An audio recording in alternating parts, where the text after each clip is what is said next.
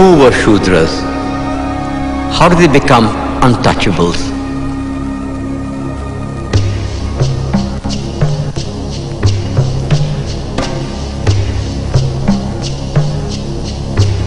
The Purusha Sukta of the Rigveda propounded the doctrine of Chaturvarnya. It says, the four castes emerge from the body of the Creator. The Brahmin, the priest, was equated to the mouth. Kshatriya, the warrior, to the arms. Vaishya, the trader, to the thighs. And the Shudra sprang from the feet. Manu, the lawgiver, degraded the Shudras to the lowest level.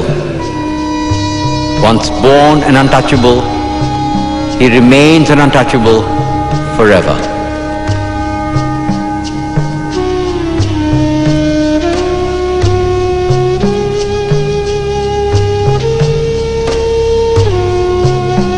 Obliged to carry dead animals and eat carrion, not allowed to use public streets, untouchables lived in a state of permanent segregation.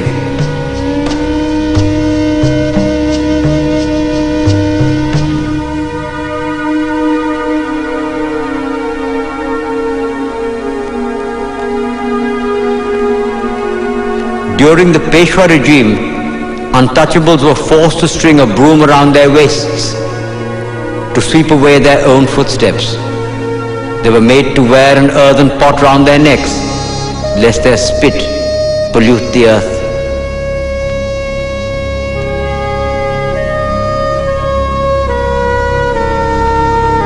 It was a bondage worse than the slavery of the Roman Empire, more cruel than what was perpetrated against American Negroes and German Jews. How long will this go on?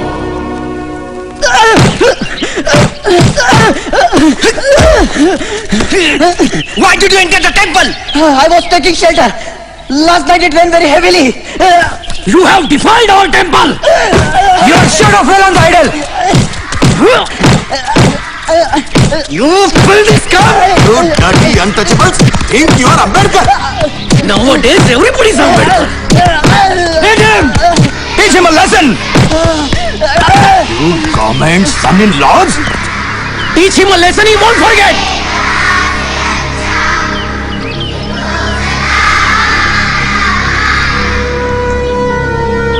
Gautam Mohan का बदला लेके रहेंगे। दलित एकता जिंदाबाद। दलित एकता जिंदाबाद। गौतम मोहन का बदला लेके रहेंगे। गौतम मोहन का बदला लेके रहेंगे। गौतम मोहन का बदला लेके रहेंगे। दलित एकता जिंदाबाद। Your entry beyond the barricade Gautam Mohan is का banned. बदला लेके रहेंगे। गौतम मोहन का Please बदला maintain public order. जिंदाबाद। I declare your assembly as unlawful assembly. I order you to disperse. Gautam Mohan का बदला I order you to disperse.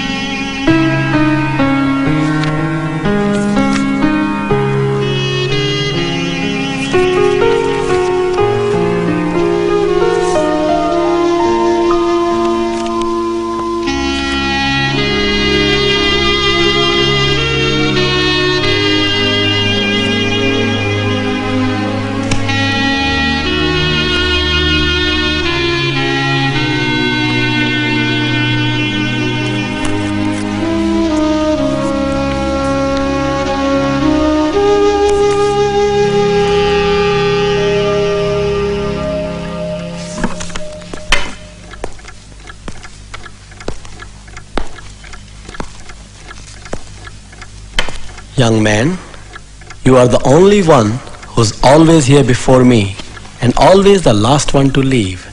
Your name? Babasaheb Ambedkar. Ah, at last we meet. Professor Seligman talks a lot about you. I am Lajpat Rai. Shh. Can we go outside and talk? Our freedom struggle in India.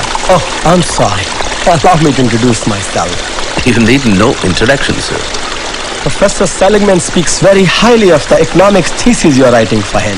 We need men like you in the struggle. Ambedkar, these are very exciting times. The war has completely finished Britain. We must take advantage of that. As you may know, Tilak has begun his Home Rule League in India. And I'm continuing my struggle from here. They have deported me, but they can never defeat me. We are having a meeting next week. I'm sorry I cannot attend. I'm here on a scholarship from Baroda State. I owe it to the Maharaja to concentrate on my studies. Pleased to have met you, sir.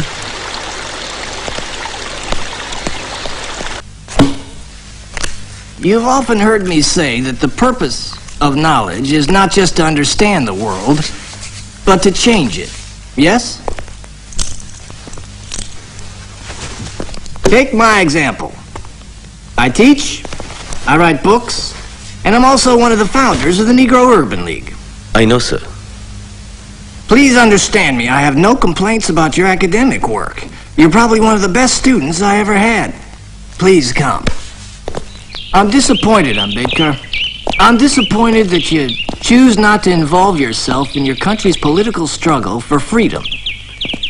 I'm in America to study, not to join Mr. Lajpat Rai's Home Rule League, if that is what you are referring to. I know what my responsibilities are. Of course you do. And none of my business, really. I'm sorry. Well, what's the subject of your anthropology thesis? Castes in India, their mechanism, genesis and development. Ah, when do you present your paper? Next Tuesday. Well, good luck to you. Thank you, sir. Couldn't sleep last night thinking about what you told me. I just don't get it. It's so unreal. They literally won't touch you. That's the least of it. At least you have the We freedom. got no freedom. What are you talking about? Hey! Quit your jabbering. We got a restaurant to open in 2 hours. Get to work. Quick, quick! At least you have the 14th Amendment. Fat lot of good it's done us. Think about it. You're from India and you can go to Columbia University. I'm an American. I can't be a student there. I can be smart, talented. But hey, let's just keep that 14th Amendment stuff in the Constitution. Because in the real world, black is black and white is white. And never the twain shall meet. You read Rudyard Kipling? Think you're the only one who reads books? You black bitch! Wait, what's I'll up? teach you. I want you to Keep your hands to yourself, huh? Take I that. didn't do anything. Dirty nigger. Keep your hands to yourself. Please, I have you touching a white woman. I'll kill you. I didn't You touch hear the me? girl, You man. dirty nigger. Stop. You take that. I'll teach Leave you a me lesson. alone. I'll kill you. You hear me? You Please black son stop, of a for bitch. God's sake. Now get the hell out of here. Dirty nigger. Manu says, the only occupation the Lord prescribed to the low castes is to meekly serve the other three castes. No collection of wealth must be made by the low castes, even though they are able to do so. For a low caste man who has acquired wealth gives pain to the other castes. Shamu, give it to her and take the money.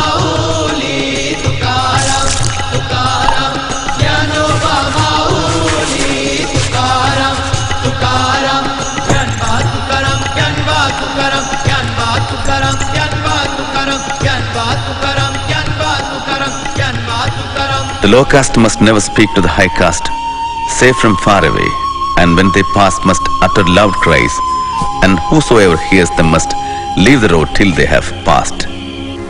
Who wants your wretched money? Go away, go! This boy thinks that just because his father was Subedar Major, you will cut his hair. Army or no army, Mahar is a Mahar. But you're cutting up buffalo's hair. So, you're worse than buffaloes, donkeys and dogs. The high caste must never read the Veda in the presence of low caste. If the low caste hear the Veda, their ears should be filled with molten lead. if they utter the Veda, their tongues should be cut off. Viva! Viva! The teacher said, no Brahmin worth his salt will defile the language of Vedas. Didn't I tell you to go straight to the principal?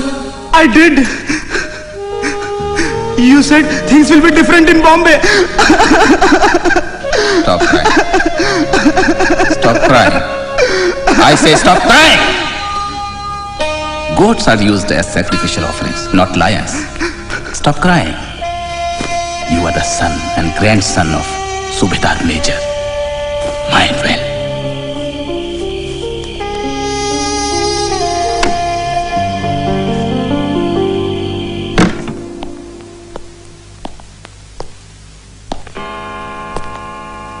Before I start reading my paper, I should thank Professor Goldenweiser.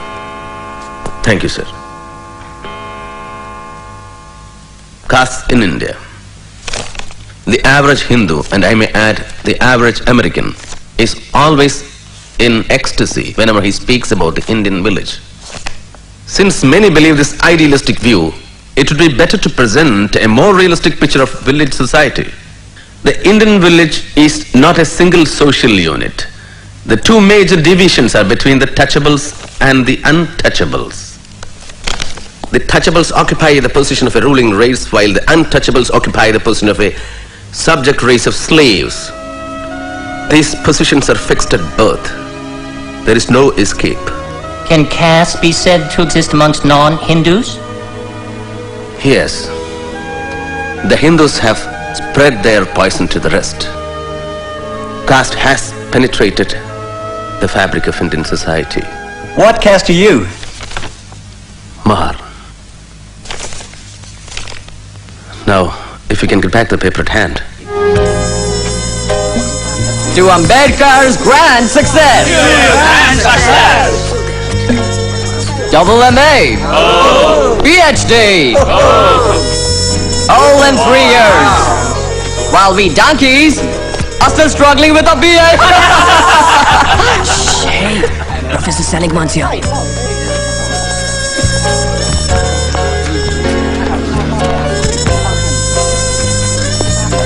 Sir? Ah, Ambedkar. I have a letter for Professor Sidney Webb. Very kind of you. Where's your class? I don't drink, sir. Oh, such a nice boy. I want to hear from you after you finish your thesis. I'm writing the preface, don't you forget. And don't ask any of those London chaps. Daisy, Daisy, give me your answer too. I'm half crazy over the love of you. Lajpat Rai might not understand you, but I think I do. Your struggle has been much, much harder than his. Well, goodbye, good luck.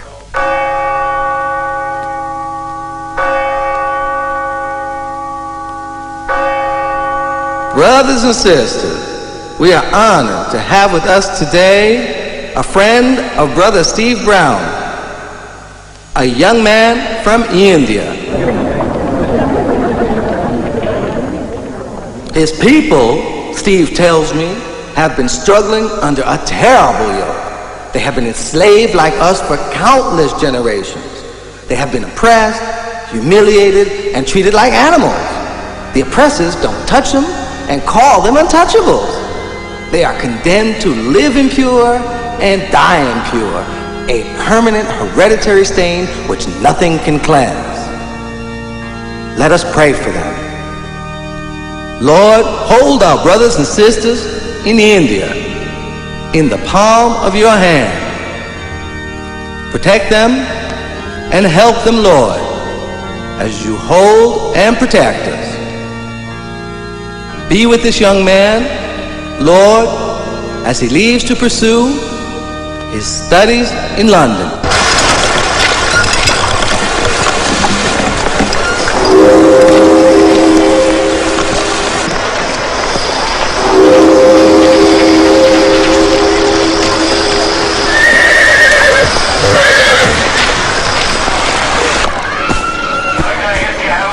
Why did you leave America? Because I have finished my studies there. I intend to continue them here. What do you plan to do in London? Enroll at the London School of Economics. Oh. Keep terms at Grayson. Complete my thesis. Consult the archives. And also qualify as a barrister. Oh, is that all? He has got a brain and a half, hasn't he? Were you a member of the Gadar Party in America? No, sir, I was not. And you took no part in any of their activities? No, sir, I did not. What about a Home Rule League? Were you a member of that? I was in America to study. What's this then? That's my economics thesis. Page 37. The British government in India has been the costliest government in the world, and the poverty of the Indian people has no parallel in any part of the world. Search him. Swines, get down from my car! You never told me you are Mahas! You liars! You can't travel in my car! You were so well-dressed that I thought you... We will pay double the fare. Double, triple, who cares? Give me myself, pollute myself for money! We are thirsty. We want some water.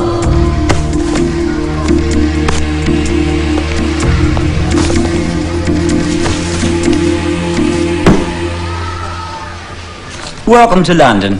Professor Seligman recommends you highly. What was your thesis for him about? It's a financial history of India from 1765 to the present. Very ambitious. Has it been done before? No, sir. I'm the first. And what thesis do you plan to write for us? On the problem of the rupee. Oh. I wasn't aware there was a problem. I disagree with Keynes's justification for India's gold exchange standard. Then you disagree with me too? Yes, Professor Cannon. Unless you have changed your opinion. I most certainly have not.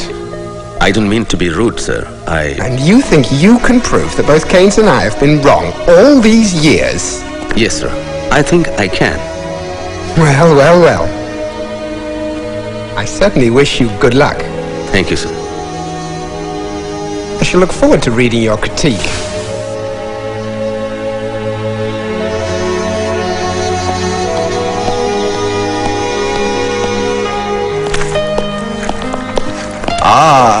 First man in. You know, you don't have to be so anxious. Relax. Sleep late one day. There are plenty of books. They won't run away, you know. There's plenty for everybody. I'm sorry. You won't understand.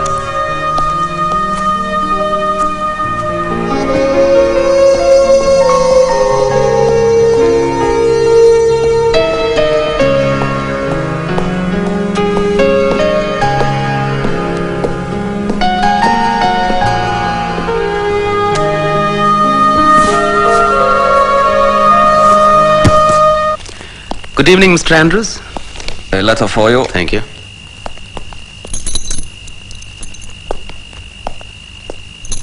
What about this week's bill? Tomorrow. Our son died yesterday. I'm sorry to give you this news. He fell ill. There was no money to treat him. Do not disturb your studies on account of us. Take care of your health. Everyone remembers you here.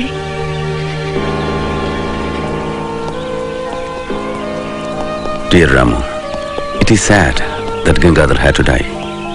Life is going to be rather painful without him. And for you, all the more as his mother. Because of the little money I sent, you are compelled to wash the dirty utensils in others' houses. I hate myself for doing this to you. And here in London, with the war, life is hard for me too. At times, I have had to sell my books for survival. But one can't complain, Bhimrao. Studying at the London School of Economics and doing law here at Gray's Inn must be difficult, Ambedkar. I'm trying.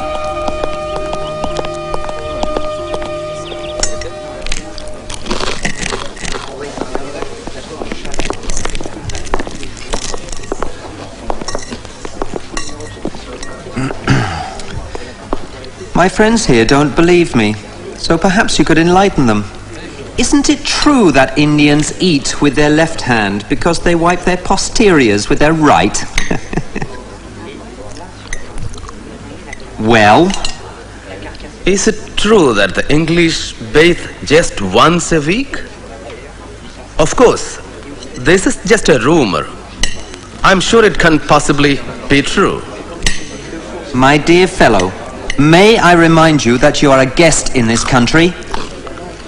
I thank you for your kind hospitality.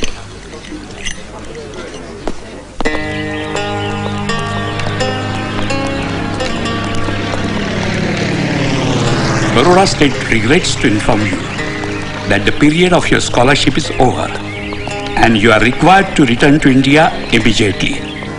As per the bond, you had worked for the Baroda State for 10 years. Diwan, the Baroda State, India.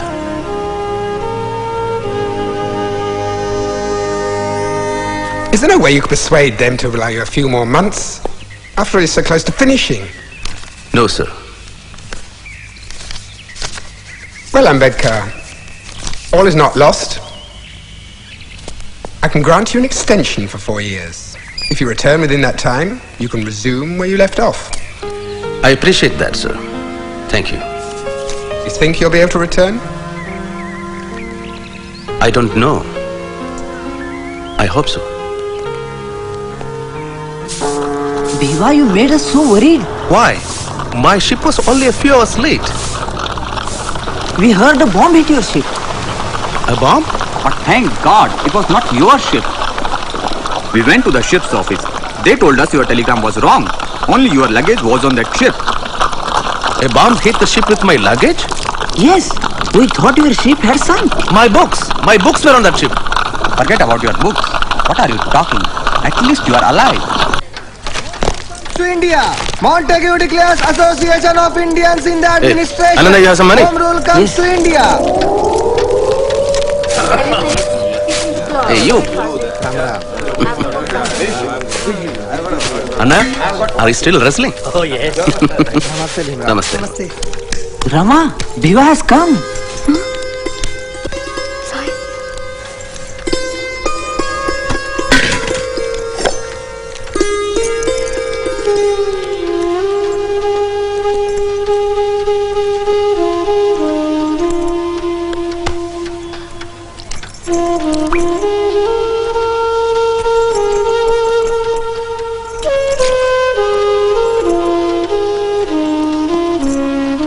Shukriya.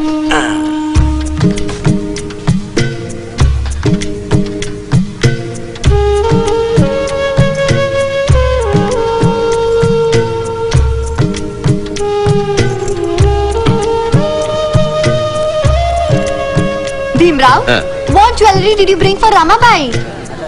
When the jewel himself is here, what's need for jewelry? Right?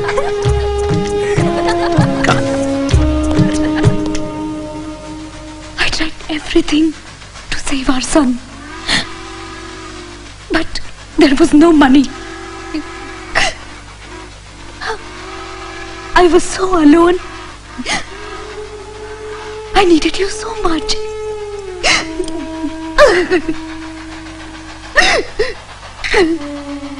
Every morsel of food I ate, I thought of you. Every Saturday I fasted for your safety. I know your hardships and loneliness. You know, sometimes I feel so guilty.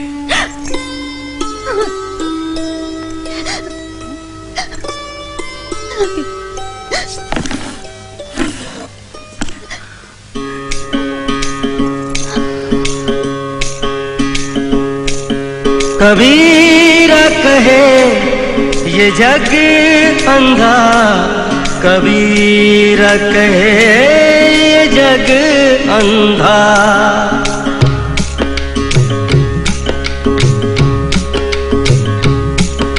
कबीरा कहे ये जग अंधा, कबीरा कहे ये जग अंधा। अंधी जैसी गाय बछड़ा था सो मर गया अंधी जैसी गाय, बछड़ा था सो मर गया झूठी चाम चटाए। कबीरा कहे ये जग अंधा, कबीरा कहे ये जग अंधा।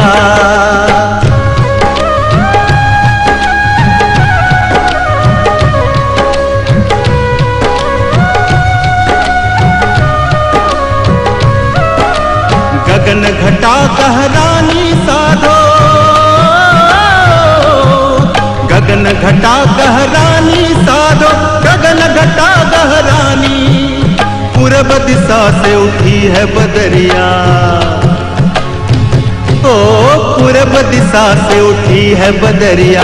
रिमझिम बरसत पानी, रिमझिम बरसत पानी। पूरब दिशा से उठी है बदरिया, रिमझिम बरसत पानी, ओ रिमझिम बरसत पानी। अंधी जैसी गाय, बछड़ा था सो मर गया झूठी चाम चटाए। कबीरा कहे ये जग अंधा, कबीरा कहे ये जग अंधा, कबीरा कहे ये जग अंधा, कबीरा। I hope all your studying is finished now.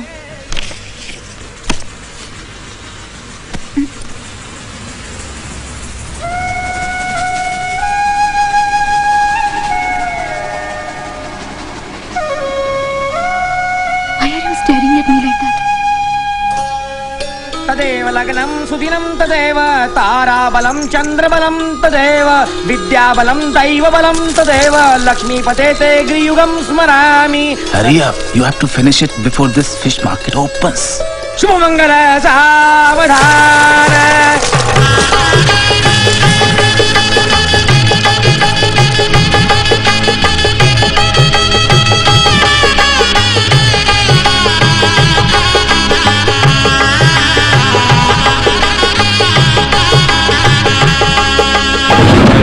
पर्दा छोड़ दे ओ,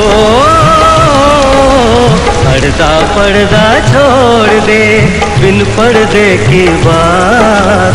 पर्दा छोड़ दे बिन पर्दे की बात। दुल्हन से दुल्हा मिला तो, दुल्हन से दुल्हा मिला तो फीकी बड़ी बारात। कबीरा कहे ये जग। Why are you staring at me like that? Ramu, I have to go back. I had to leave my studies halfway. What are you going to do with so much of knowledge? Enough now. I won't let you go. Don't worry, I'm not going immediately. But you know, I have to go to Baroda to work. I can also come with you. Let me go first and find a place to live. Then I'll come and take Yeshwantan you.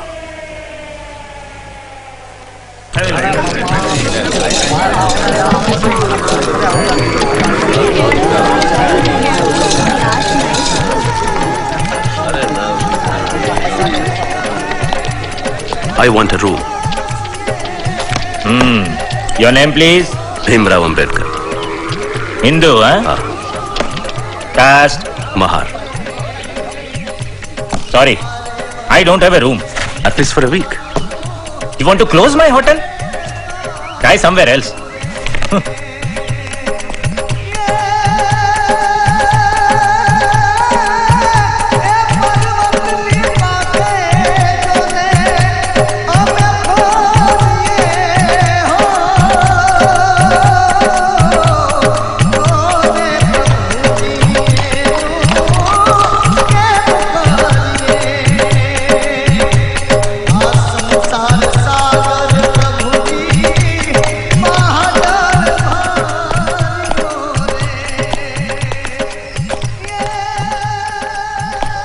Roshan? Yes? Passenger? Are you alone? Yes. Is this your only luggage? Yes. Come.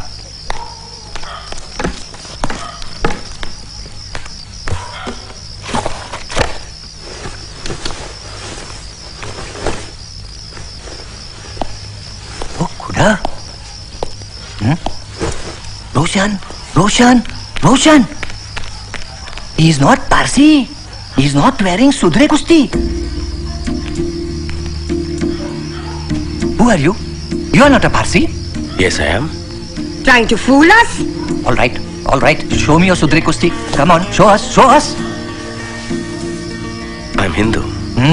You can't stay here. This dharamsala is maintained by the community for the use of Parsis only. I see your difficulty. I can assume a Parsi name for the register. You'll also gain something if I stay here. I leave as soon as I am sanctioned a house. I'm an officer in the accounts department of Baroda state. Oh. All right. All right. You'll have to pay 5 annas for the day, for boarding and lodging. And you'll have to register under a Parsi name. Thank you. I'll get some food for him. But you can't stay in this room. I'll give you some other room. Pack up and come. Come with me.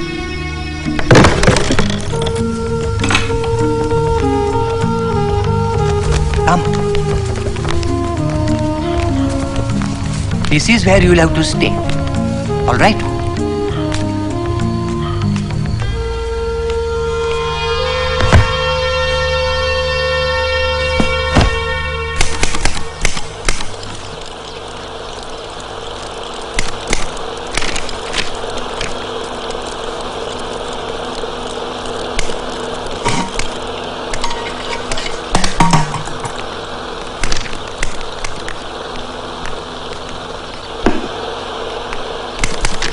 Ane, give me the staff salary file.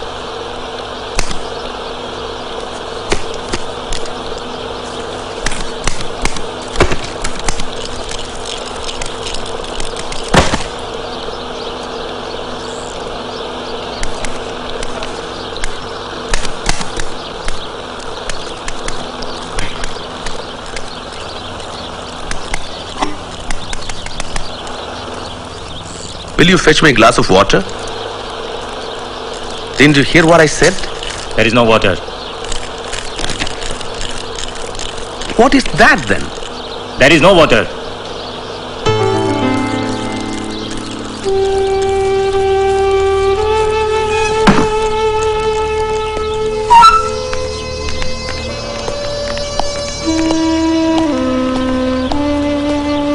Look here. You might be a senior officer, but you can't touch this water. Maybe the Maharaja should hear about this. Yes, yes. Go and tell him. We are not scared. This is our religion.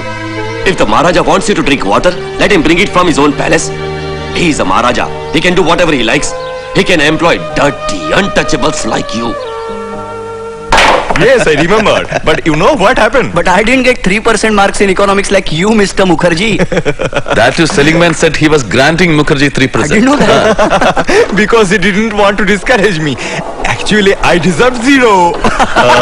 Dr. Ambedkar, I am Jahangir Umrigar. Hello. Secretary of this officers club. May I have a word with you? Of course. Excuse me. Oh, yes? Please come, sir. It's like a...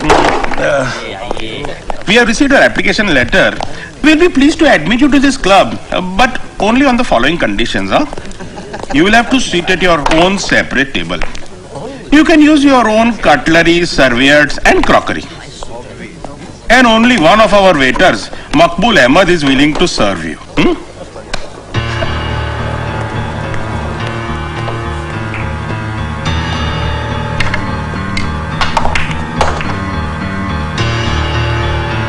Dear Ramu, it's very difficult to get a place to stay. Even Joshi and Mukherjee, my friends from Colombia, refused to help me. I remember how angry my father was when I decided to come to Baroda. You owe nothing to the Maharaja. Don't be dependent on the whims and fancies of a Maharaja. That too in Gujarat. Do you know how orthodox they are in Gujarat? But I have already accepted the job, father.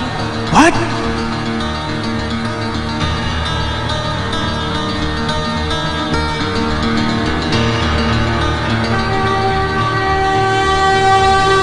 I remember I received a telegram about my father being critically ill.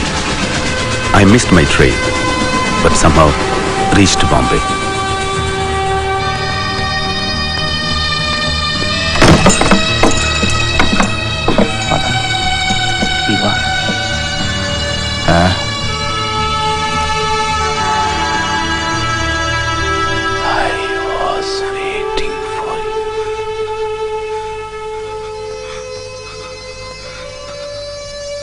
God bless. Father?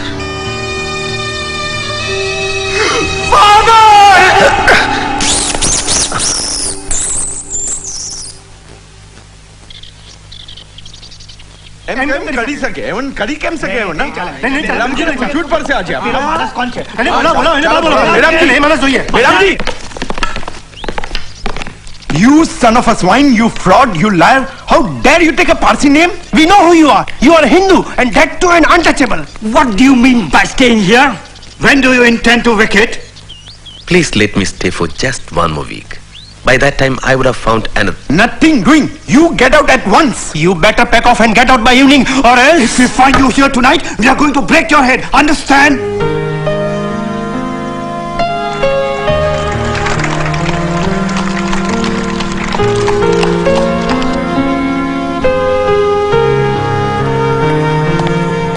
Dr. Ambedkar, Maharaja is expecting you. Please come.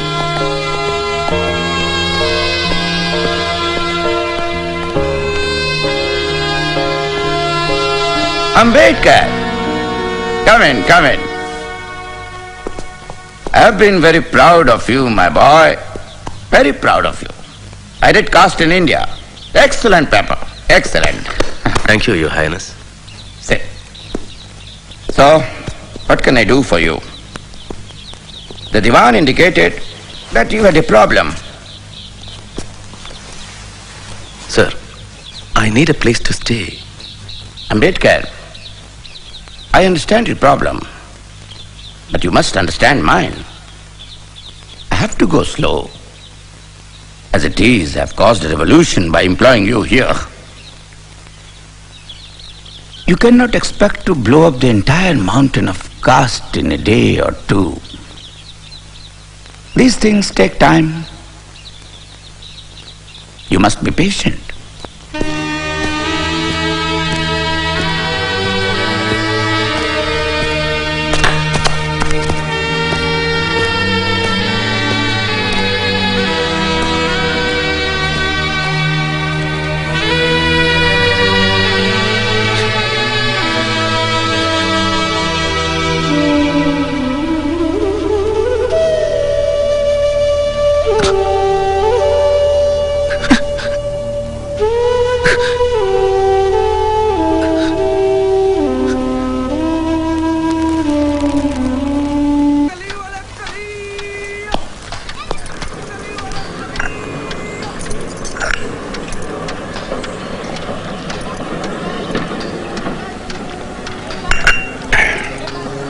People can be so cruel to you.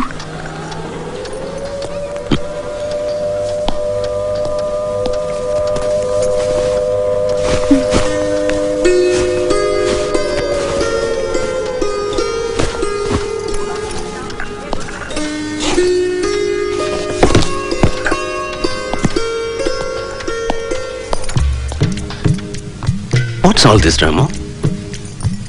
This is the first day that you are going to sit in... Sitnam College. Sit in... Sitnam College. Sit in...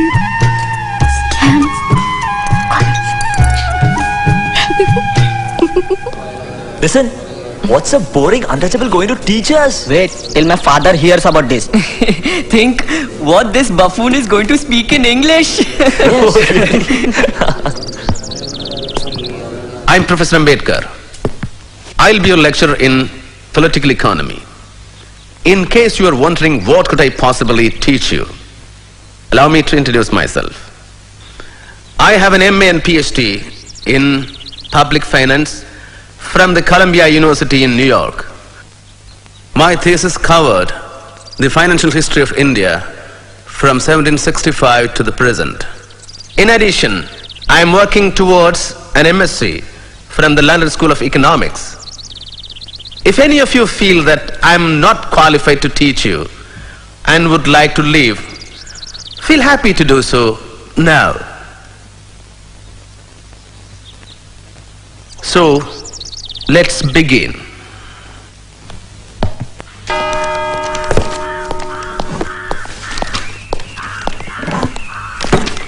Dr. Ambedkar. Yes? I am Professor Trivedi. This water is reserved for the professorial staff. What do you think I am? Yes. We all know you are a lecturer, but here we are to tell you to bring your drinking water from home.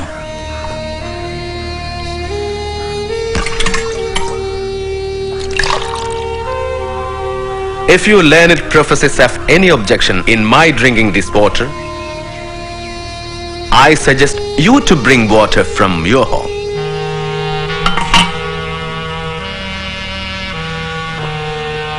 Or purify it. You are Trivedi, so I assume that you know the rituals to purify polluted water. No? I'll tell you. Amedya Shava Chandala Madhya Mansadi Dushidat. That's from Vriddha Harita Smriti. Shall I repeat it? Amedya Shava Chandala Madhya Mansadi Dushitat. Amedya Shava Chandala Madhya Mansadi Dushitat. Govarudya Kalashay Sahasram Jalam Nikshipya Panchagavyani Varunairapi Manyayeta Tararasya Vishuddhyartham Gobhis Sankramaye Jalam.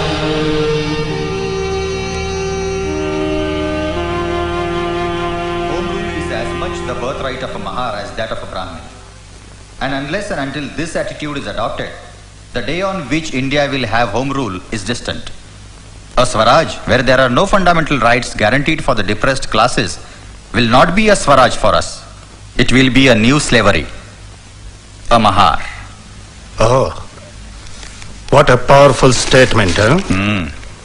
Diwan Sahib, do you know who is the writer of this anonymous letter? No, Your Highness. Dr. Ambedkar. Datto Bapawar told me. Dr. Ambedkar is starting a fortnightly. And he needs some help. Yes, Your Highness.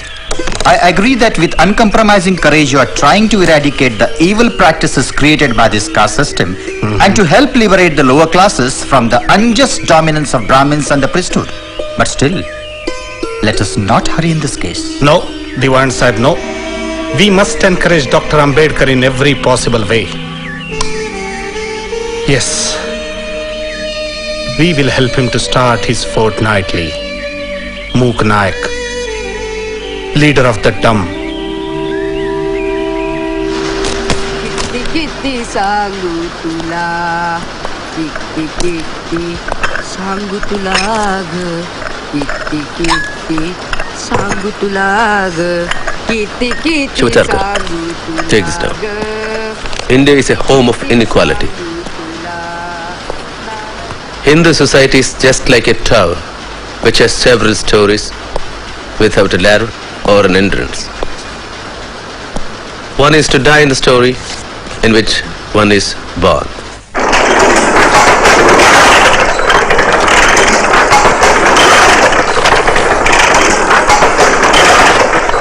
So friends, this Mangaon conference has convinced me that you have found your savior in Ambedkar. I am confident that he will break your shackles. Not only that, a time will come when, so whispers my conscience, Ambedkar will shine as a front rank leader of all India fame.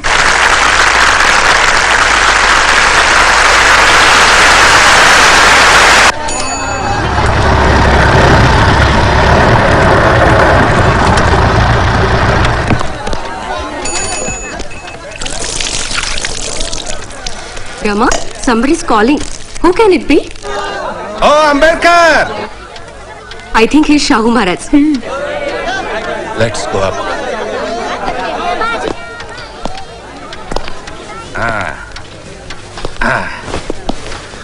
Maharaj, please sit. Ambedkar.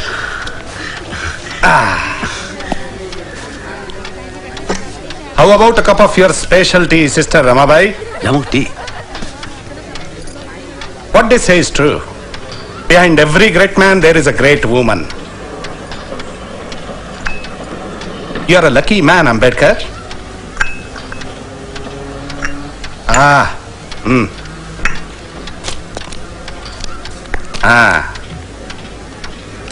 I have a contribution for your London studies. Open it. Thank you, sir. Wonderful. So, come on. Let's go to Muknayak office.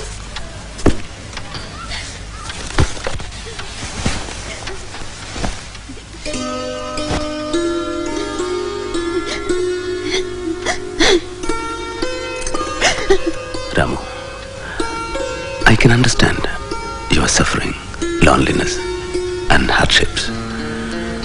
But I have to complete my studies.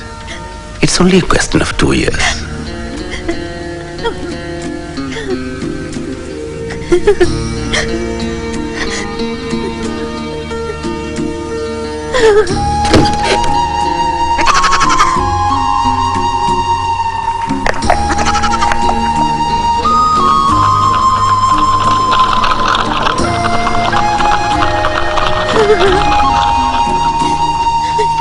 What did you think of the defense? Well, well.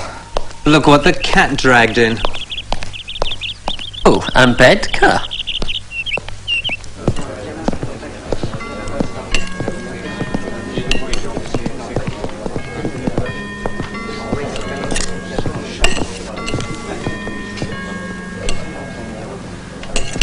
We're all out of chicken. We just served the last piece. Cabbage and gravy is all is left.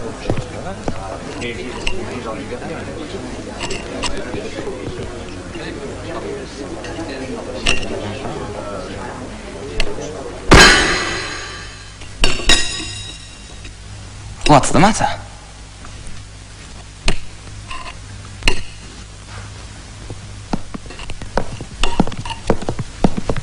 Robert.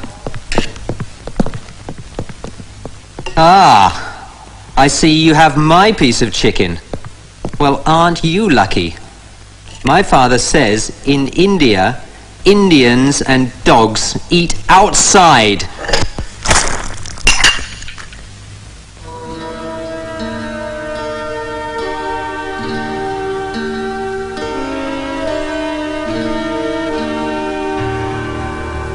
Apologize.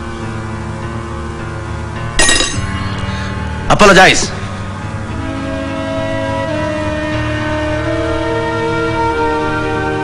Oh, all right. I apologize.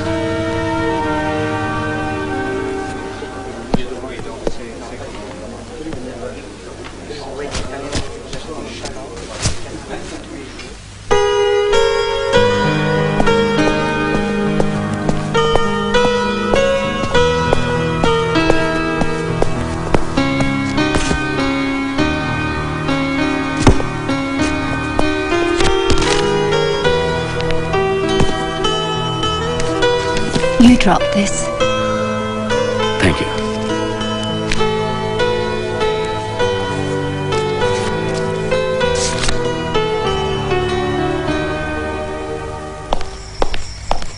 Good news. Wonderful. Didn't you hear? Prince of Wales's visit to Bombay? No. What about it? Down shutters everywhere. Black flags. Gandhiji made a huge bonfire of British cloth. There are other things Gandhiji should be burning. Like what?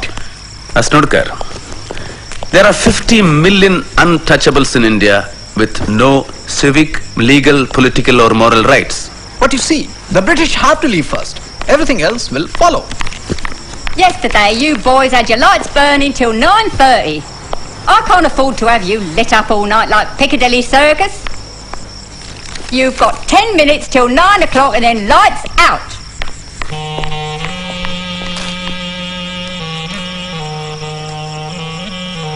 Dear Shivatarkar, how is Muknayak? Life here is very difficult. My landlady is a very harsh and terrible woman. I have to make do with the frugal breakfast, which is also my lunch.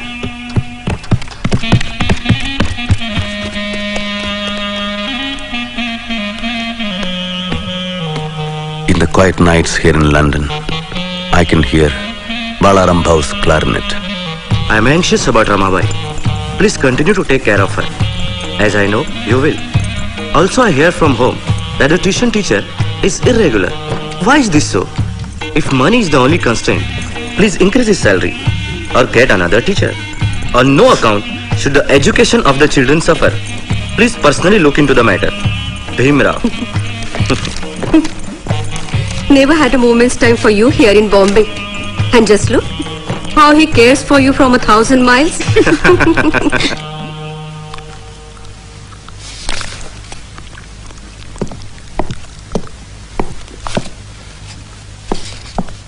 Excuse me, you can eat here.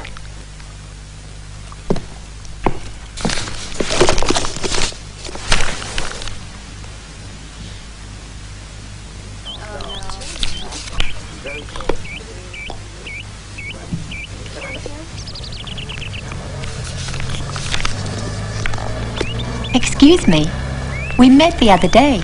We did? You know, you dropped a paper, and I picked it up. Ah, yes. Fanny Fitzgerald. Bhimrao Ambedkar. Pleasure to meet you. You work harder than anyone I've ever seen. I have very little time and much to do. I wonder if I could be of any help to you. I work in the House of Commons. And, well, I have access to a lot of references. Why don't we have a cup of coffee? And you can tell me exactly what you're working on.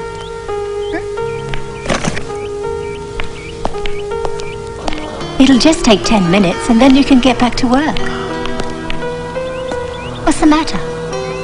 It's not that. I have no money. My treat. Oh, come on. It won't bankrupt me, I promise. Good evening, Ambedkar.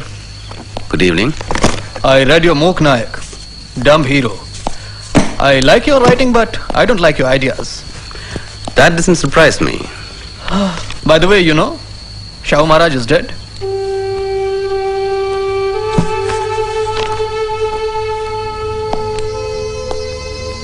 I met a friend of mine today. He has just come from Bombay.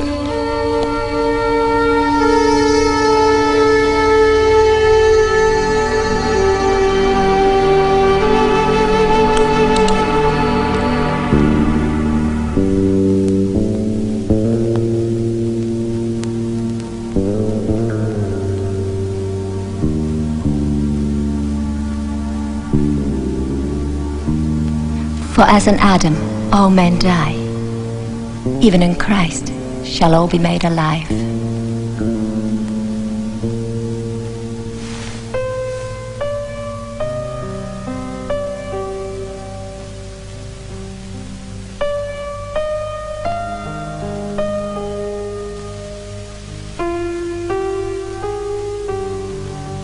When my husband died, I wanted to die with him. I have been very selfish. I've never ever asked you about yourself. There's not much to tell, really. He died in the war. Any children? I live with my mother. She's the only one I have left. I hope God gives you the happiness you deserve, Fanny.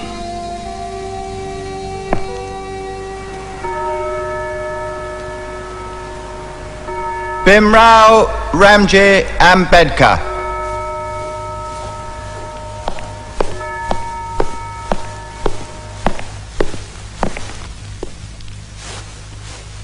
I hereby call you to the bar and do publish you barrister.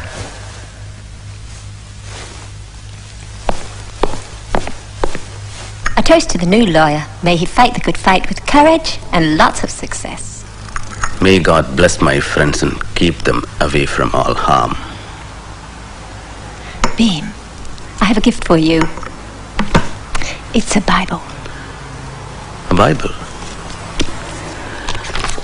I'm going to write a book on the Bible, and I'll dedicate it to you. Why, thank you. Ambedkar, I expect you thought I called you in to congratulate you on your thesis. I'm sorry to disappoint you, but you're going to have to rewrite it. We have no quarrel with your conclusions, you understand. I personally think that they're wrong, as do the examiners. However, we would never ask anybody to alter their thinking just to suit ours. So you may keep the same conclusions, Ambedkar. But what does need to change is the tone of the piece, your language. This is an economics thesis, not an exercise in empire bashing.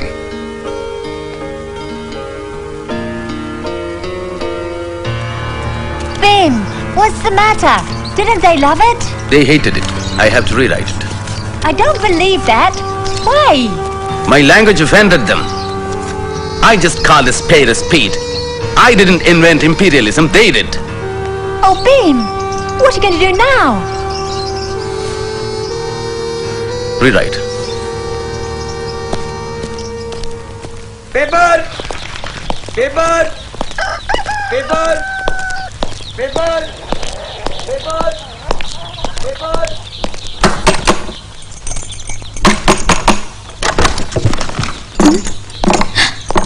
Sahib, it's a surprise.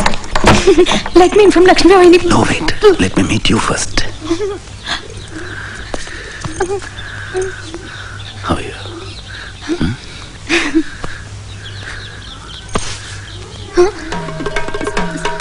Sahib!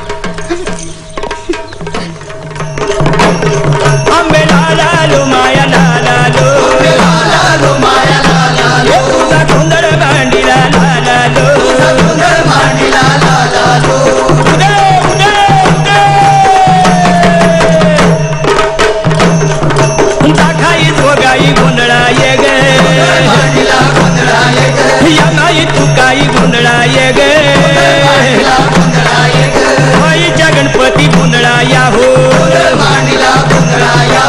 सुरले सुरले गुंदड़ाया हो Sukhdev, here's a pen and a compass box for you. Tomorrow we'll go to market and buy clothes for you, for your mother and Lakshmi Vani. This is my law degree. You know what they said? Bhimrao Ramji Ambedkar, I hereby call you to the bar and to publish you barrister.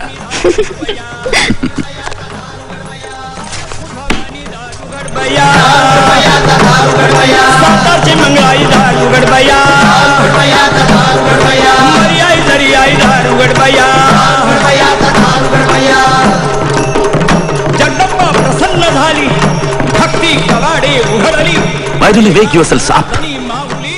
My heart breaks to see the pitiable sight of your sad faces and hear your sad voices. You have been groaning from time immemorial, and yet you are not ashamed to hug your helplessness as an inevitability. Why did you not perish in the prenatal stage instead? Wake up. Wake up! Why do you worsen and sadden the picture of the sorrows, poverty, slavery and burdens of the world?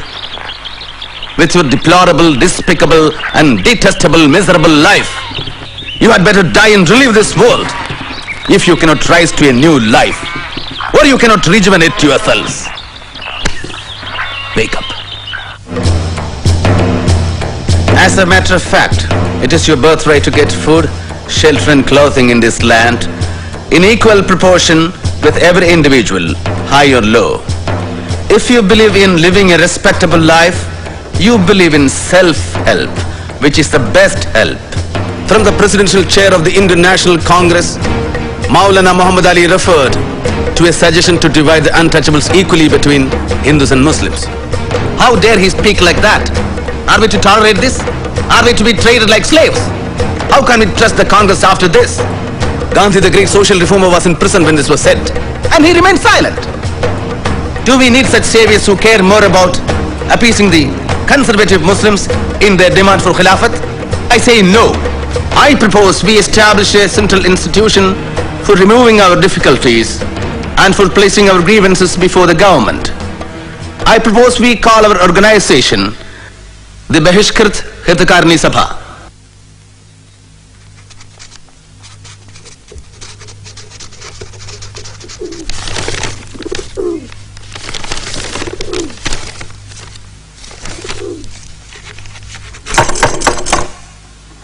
Sahib? Sahib? Sahib? Sahib? What do you want? Can I have some peace in this house? You've locked yourself since morning. You didn't eat anything. I'm not going to die if I don't eat. You go and eat. Please leave me alone for a while.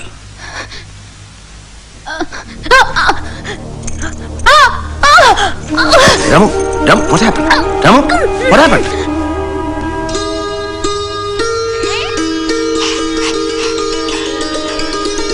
Dear Datoba, our son Rajrathan has brought joy to my hectic life. When I see him, I remember my father's fondness and love for me. I'm happy to see him around. I'm trying my best to establish myself as a good lawyer. Yet being low caste makes things all the more difficult. But then, Radharatna is our comfort. Bhimrao! Rajratna is very serious. Please hurry up.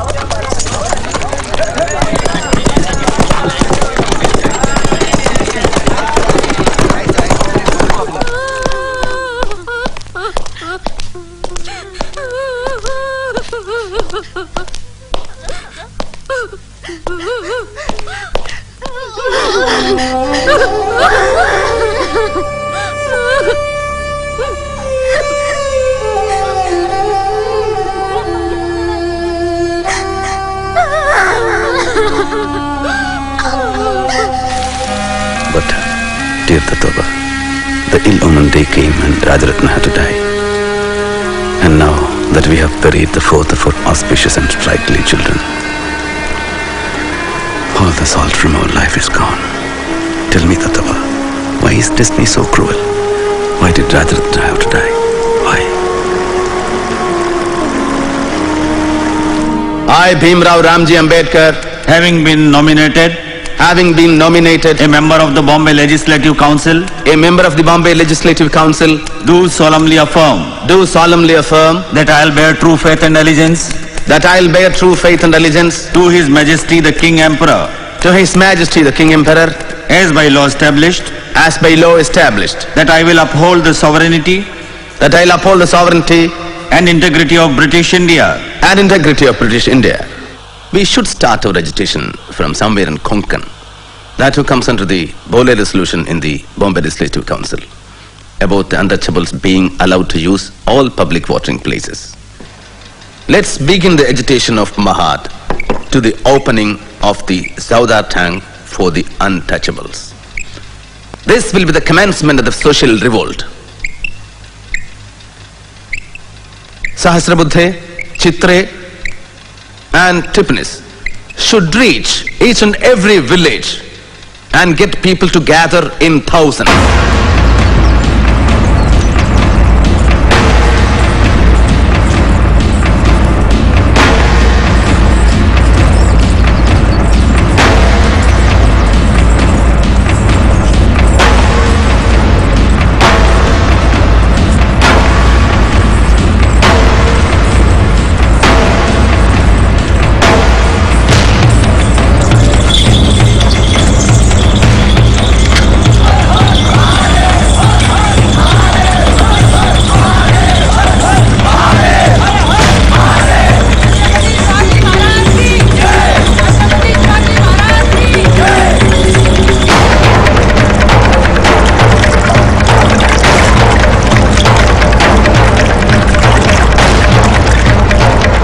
Finally, they have hired a tamasha theatre for the conference. And hundreds of people are marching towards Mahad.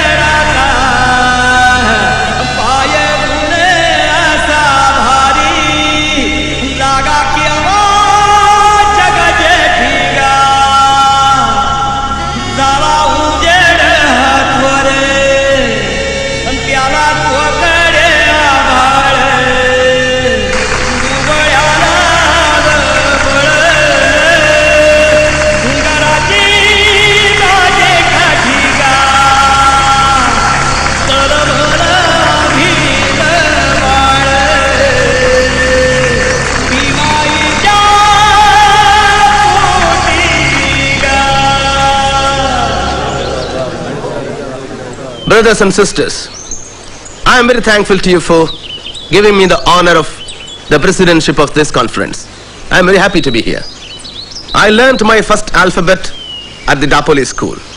One always remembers with fondness the place where one has passed one's childhood. But I am very sad too, for we go on bearing injustice. My advice to you is, let us throw away the dirty lifestyle imposed upon us by high caste Hindus who condemned us to live in this hell. So, educate, agitate, and organize. Have faith in yourself and learn to be clean. I therefore ask you to take a solemn vow to renounce eating carrion and thrown out crumbs. Educate your children, inculcating them the idea that they are destined to be great. For ours is not a battle for wealth and power. It's a battle for freedom and self-respect. And with justice on our side, I do not see how we can lose the battle.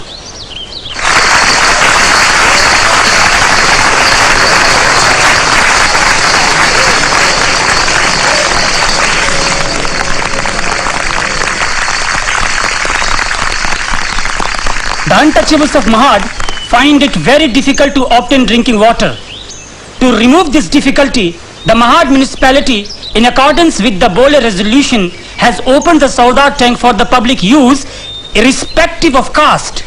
But you all know, so far, the untouchables of Mahad have not implemented this resolution because they have been afraid. So I appeal to this conference to give a lead in this matter.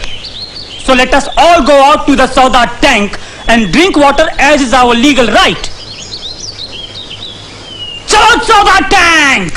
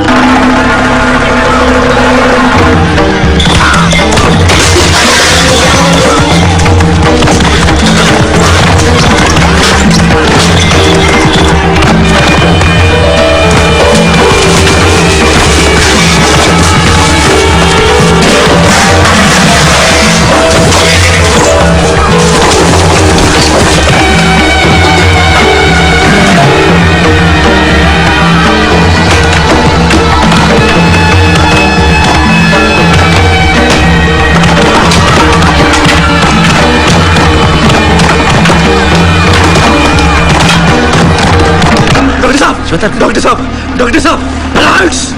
Riots? Yes, they are armed with lathis and they are brutally beating our people. It's chaos, confusion. Doctor Saab, please stop them!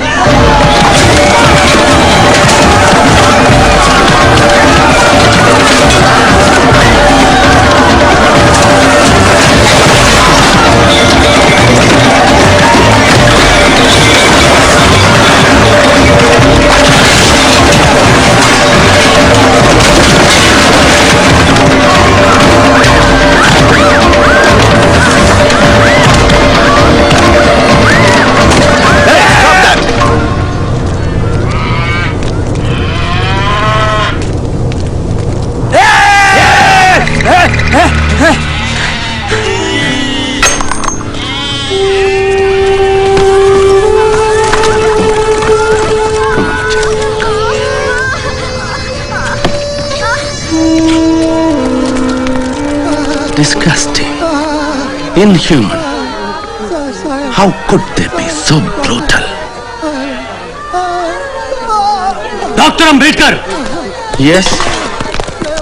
will you please control your people? Control my people? Yes. Chitre? Gaikwad? He is asking me to control our people. Alright, I control my people, you control the rest. All right. Are you planning to enter the temple? Temple? Yes. Our conference is over. We have dispersed peacefully, and we always follow the law.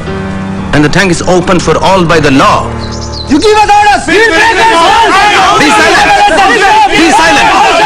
I appeal to you for calm and peace. We have proceeded lawfully thus far. Let's not take law into our own hands. We do not want to lose any more destruction and bloodshed. Return to your villages peacefully. I beg of you. Please.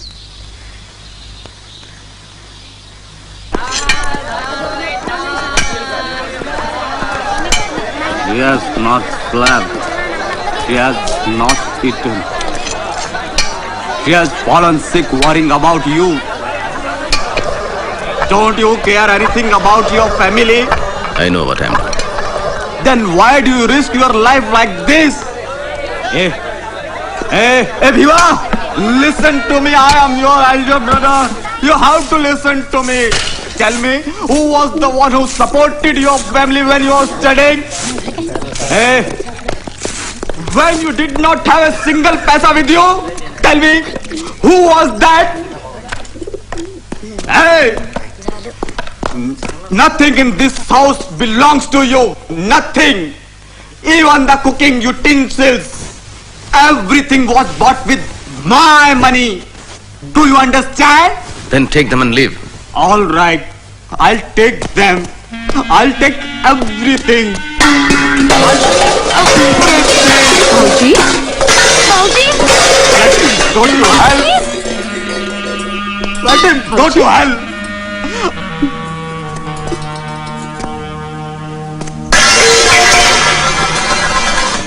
All right. I will never set my foot again in this house. Never again. All right? Never again shall you see me. I want to live alone. Fauji, have you eaten? Yes.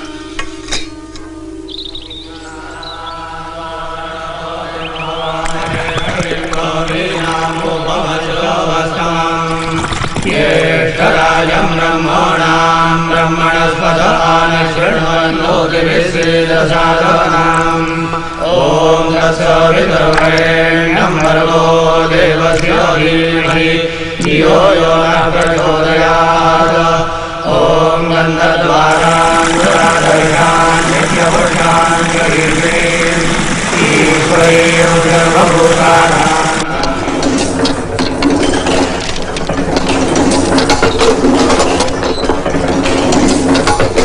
Dear readers, as Moknaik had to be closed, I am starting a new fortnightly, which is to be called Babasaheb Bharat, to voice the grievances of the depressed classes. I would like to appeal to the other subcastes to unite as one to strengthen the Satyagraha of Mahad.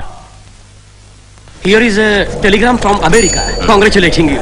It says you have ignited the spark of the unprecedented social revolution.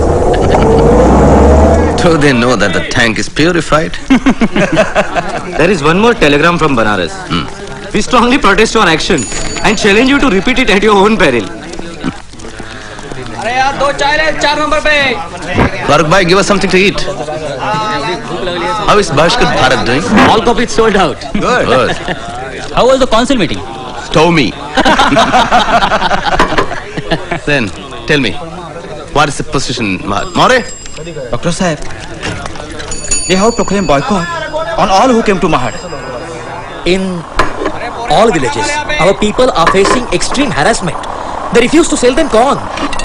Pick quarrels on some pretext or the other. Many have been jailed. I myself was beaten up. And they? They are facing threats and atrocities. And in Mahad, the municipal council has passed a resolution saying that the Chaudhar tank will not be open to untouchables.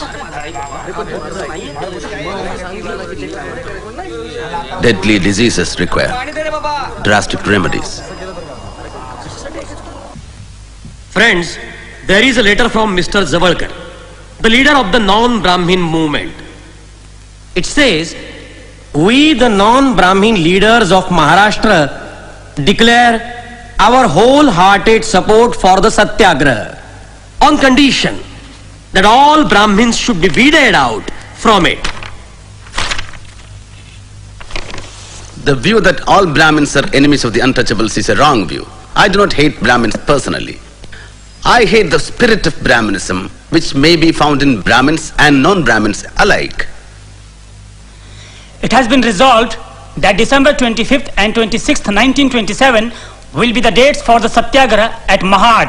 Har Har Mahadev! Har Har Mahadev! Dr. Bhimrao Ambedkaranta! Dr. Bhimrao Ambedkaranta! I am Baron, Police Superintendent here, Dr. Ambedkar. The collector would like to see you. Please come. Brothers, while you march in Mahad, observe strict discipline. Satyagraha loses power if there is no discipline. You lead them, Chitra. I'll join you. Sahasrabuddhe, come with me. Chalo Mahad! Asprushata! Asprushata! Asprushata! Asprushata!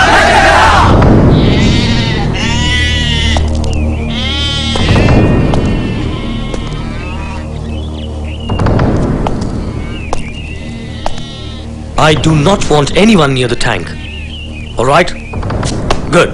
You must understand my problem. The high castes have gone to court, claiming the tank is private property, and the civil court has granted them a stay order.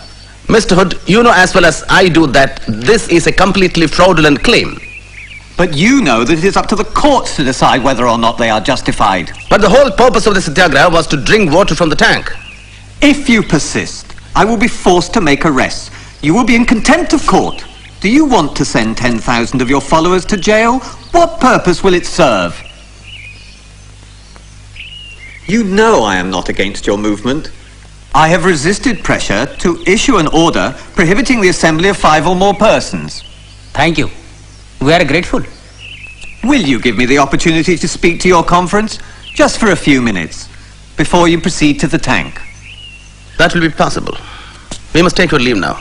They'll be waiting for us to begin. This conference that has been called to inaugurate an era of equality in India has no parallel in Indian history. I can only compare this to a meeting held in France in 1789 that ushered the French Revolution. Our conference is the beginning of such a social revolution in India. We are here to declare a war. Our goal is not only the abolition of untouchability, but a war against the caste system itself. We will not be immortalized by drinking water from the tank, but this our action will prove that we are also human beings.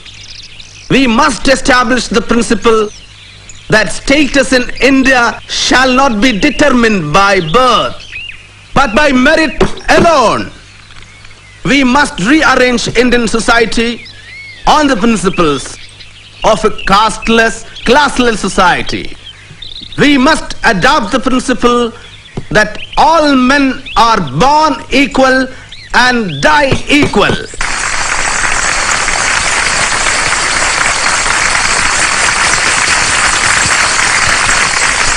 Let's destroy the authority of the ancient Hindu scriptures that abound in inequality. Brothers and sisters, religion and slavery are not compatible.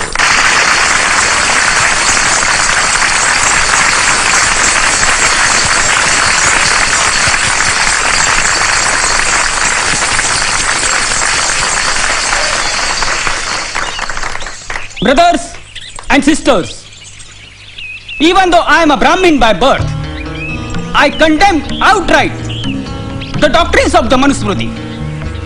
It is a symbol, not of religion, but of inequality, cruelty, and injustice. I move a resolution that the Manusmriti, which has been the cause of untold sufferings for the generations, be publicly burned.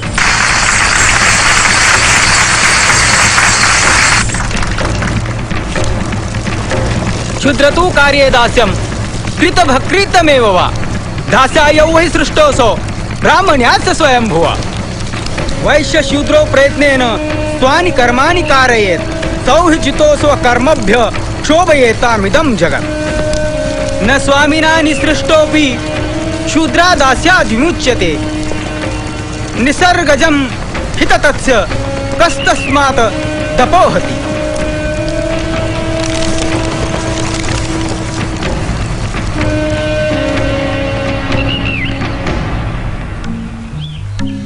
Dear Bhaurao, Congress has boycotted the Simon Commission, and so has Muhammad Ali Jinnah.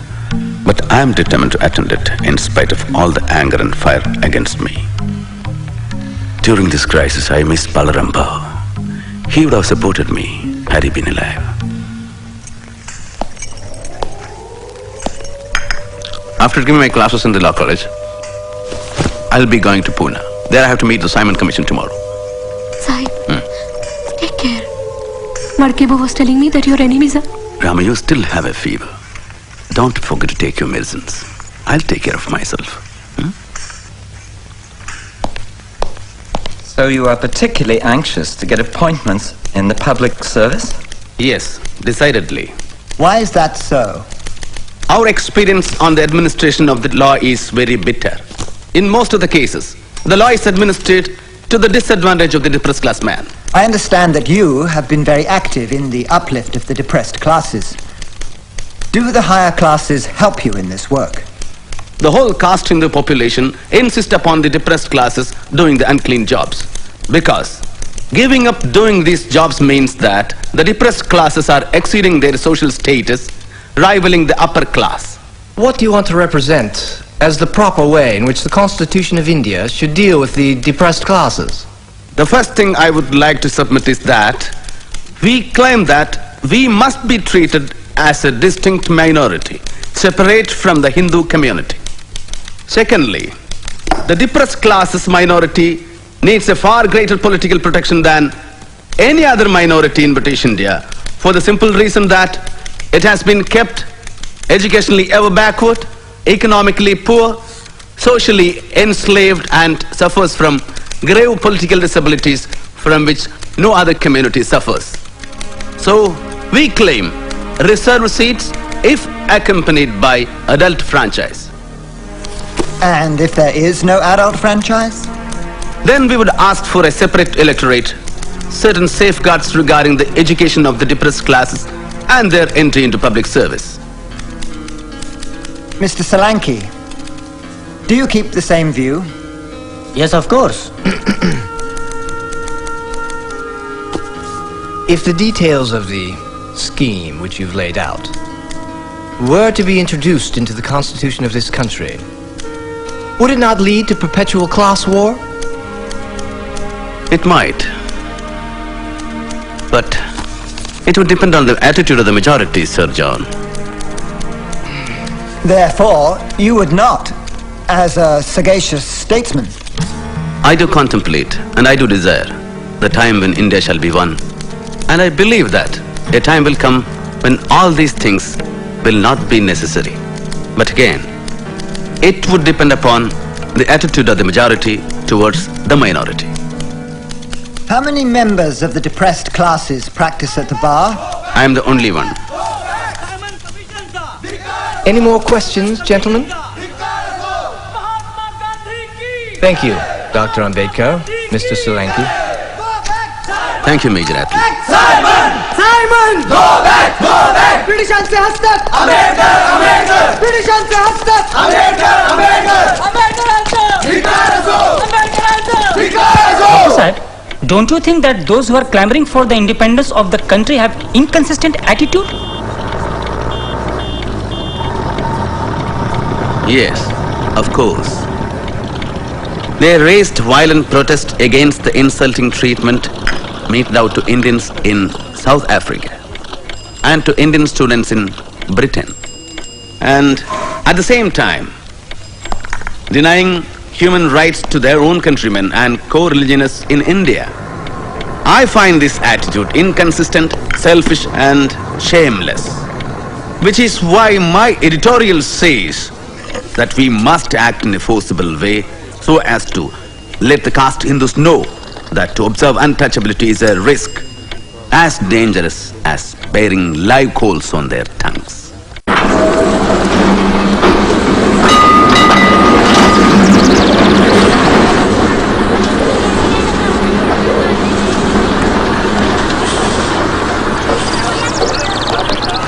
The untouchables will try to enter the Kalaram temple in Nasik. And if this is opposed, we will insist on Satyagraha. Naik, the political rights of the untouchables are more important than the temple entry. We just want you to lead the movement. We will take all the responsibilities. All right, Paurao. Then send a notice to the trustees of the Kalaram temple about the Satyagraha.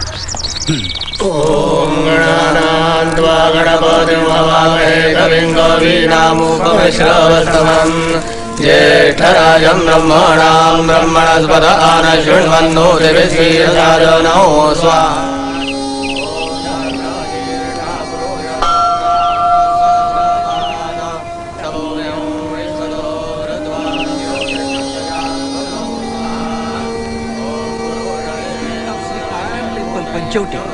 are not the owners of the temple. They have no right to interfere in the traditions. Since the inception of the temple, our ancestors were appointed as the priests and we are following them honestly. We, the priests, are the supreme powers of the temple. If the trustees use their rights in a wrong way to defy the purity of the temple and allow the untouchables to enter the temple, we will strongly protest.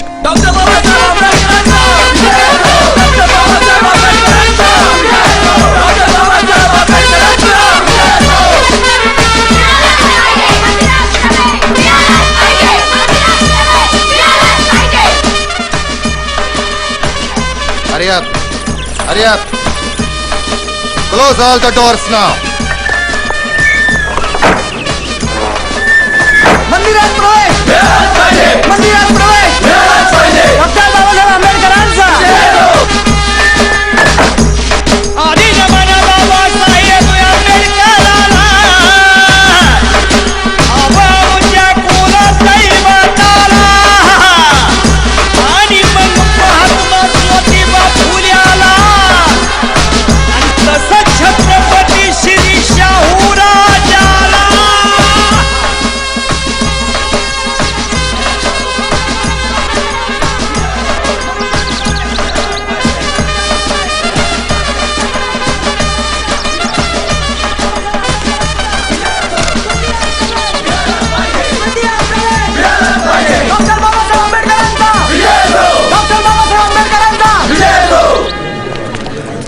By the order of the district magistrate, all the gates of the temple are locked. By all means, we have to establish our right to enter the temple and worship God. I think there is no other way than Satyagraha. Paurao, post our people at all four gates, south, north, east and west. We should be the first people to enter the temple when it opens. जो सुख पायो राम भजन में, जो सुख पायो राम भजन में, तो सुख नाई अमीरी में। मन लागो मेरो यार फकीरी में, मन लागो मेरो यार फकीरी में। Dr. Ambedkar, don't you feel that it's a crime to block the gates and not allow the people to enter the temple? I know, Mr. Gordon, it is. Suppose I order the Indian Penal Code 144 and allow only 4 people here. Still, we will struggle to establish our rights. डाली छेड़ो ना पत्ता कांटा छेड़ू ना कोई जीव सताऊं पात पात में प्रभु बसत है वही शीस नवाऊं What attitude do you propose to adopt in connection with this Rath procession?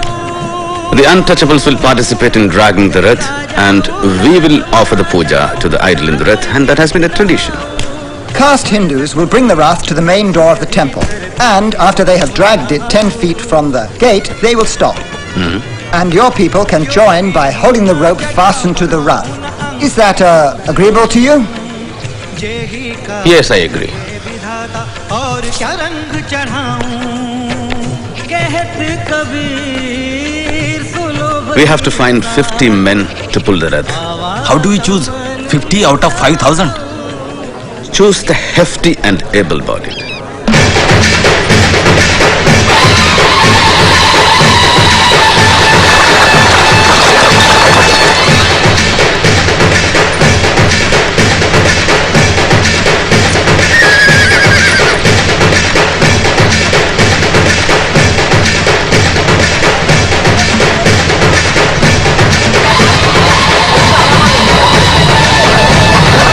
They are running away with the Rath. Hold them! Go on, hold them!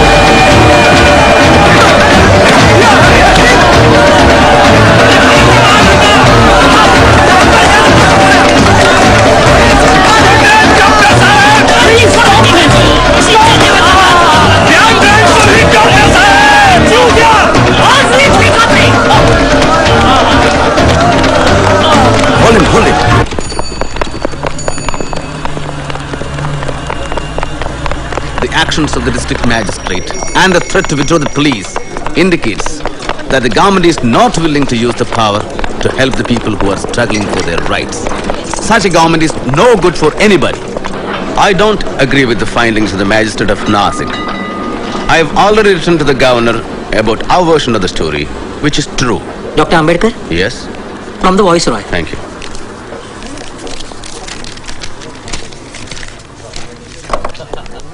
Oh, it's an invitation to the Round Table Conference in London. Congratulations. Thank you. Congratulations. Thank you. Dear Chitre, Congress and Gandhi have boycotted the Round Table Conference. Congressmen hate and curse those who are going to attend it. I will demand what is rightful for my people, and I will certainly uphold the demand for Swaraj. Selection of the representatives of the committee and Prime Minister's intervention. Mr. Chairman and respected delegates of the Round Table Conference, my colleague Rao Bahadur Srinivasan and I have the honor to place before you the point of view of the depressed classes of India who represent 1/5 of the total population of British India. Our point of view is this: the British government in India should be replaced by a government of the people, by the people, and for the people. The depressed classes have traditionally welcomed the British as their deliverers from the tyranny and oppression of the Orthodox Hindus. Before the British, we could not enter the temple. Can we enter now? Before the British, we were denied entry into police and military forces. Is that career open to us now? Our wounds have remained as open sores, and they have not been righted, although 150 years of British rule have rolled away. The Hindus claim them only to deny them appropriate rights. The Mohammedans refuse to recognize their separate existence because they fear that their privilege may be curtailed by the admission of a new arrival. Depressed by the government, oppressed by the Hindus, and disregarded by the Muslims, we are left in a most intolerable position of utter helplessness to which I am sure there is no parallel. We hold that the problem of the depressed classes will never be solved until they get power in their own hands. Given the present temper of the country, no constitution will be workable which is not acceptable by the majority of the people. The time when Britishers were to choose and India was to accept is gone, never to return.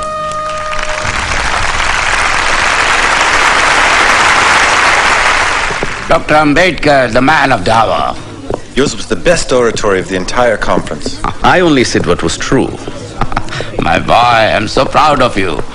I remember the first time we met, like it was yesterday. Well, I must go now. Thank well you. Done. Sir, while we are on the subject, regarding my loan. What loan? For my studies. Oh, that was a scholarship. Dr. Ambedkar, you were wonderful. Thank you. That is what I thought, sir. But the Divan has been writing to me for the past 6 years, asking me to repay the loan. He has even written to the college where I teach. That is preposterous. I'm terribly sorry, my boy. I'll take care of this. Our London radio correspondent says Dr. Ambedkar made a great impact on the British Parliament. The foreign press is eager to meet him when he arrives in Bombay. Thank you for agreeing to talk to me. My pleasure. Dr. Ambedkar, I've been following your movement for a long time, and there's something I don't understand. You have been an opponent of the Congress Party. They boycotted the Round Table Conference, and you went ahead and attended.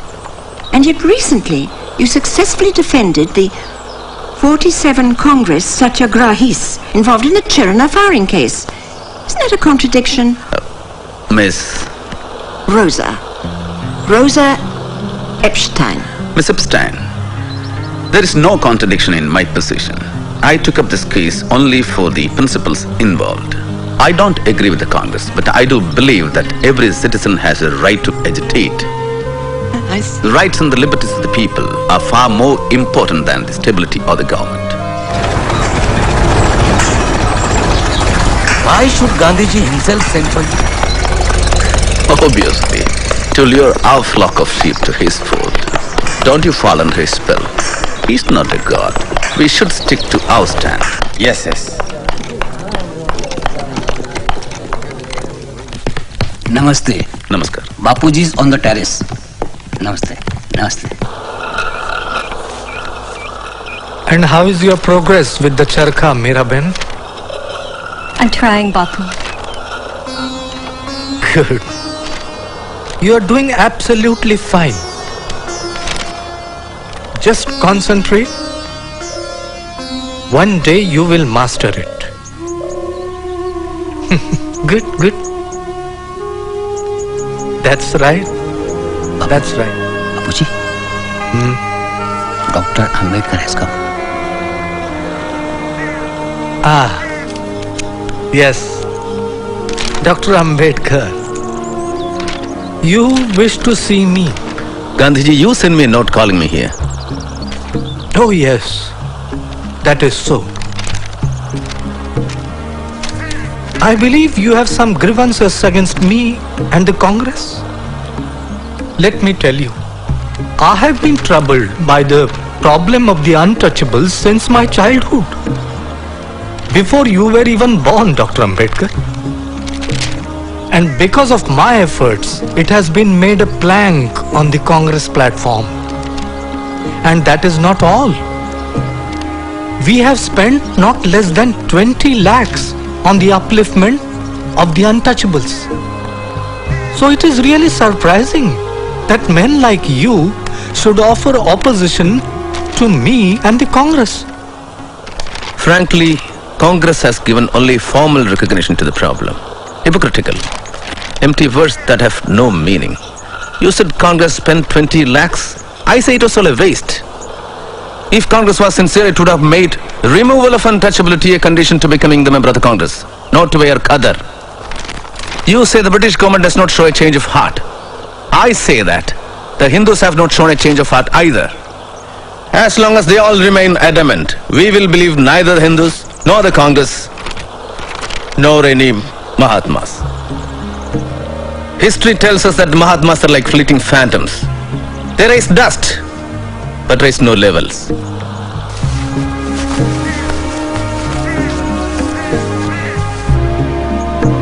Gandhiji, I have no homeland. But this is your homeland, Dr. Ambedkar. And from the reports that have reached me of your work at the Roundtable Conference, I know that you are a patriot of sterling worth.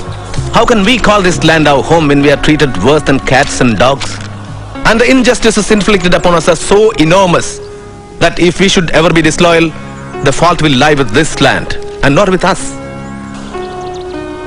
The congressmen oppose our movement and dub me a traitor, and you call me a patriot. All I know is I have been trying to win elementary human rights for my people without meaning or doing any harm to this land. You can call me a traitor or a patriot. I don't care for either label. So what would you like us to do, Doctor? You have agreed to political safeguards for the Muslims and Sikhs, who are politically and economically much more advanced than the untouchables. The Roundtable Conference has recommended similar political safeguards for the untouchables too. What's your opinion about that? I'm against the political separation of the untouchables from the Hindus. That would be absolutely suicidal. I thank you for your frank opinion. It is good to know where we stand as regards this vital problem. I take leave of you, Gandhiji.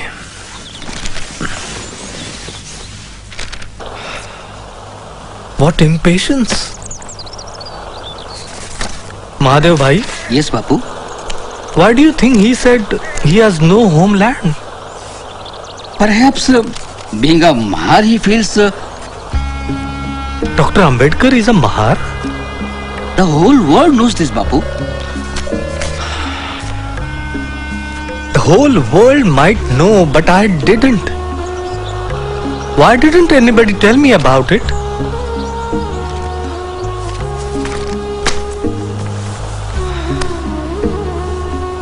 I thought he was a progressive Brahmin from Pune.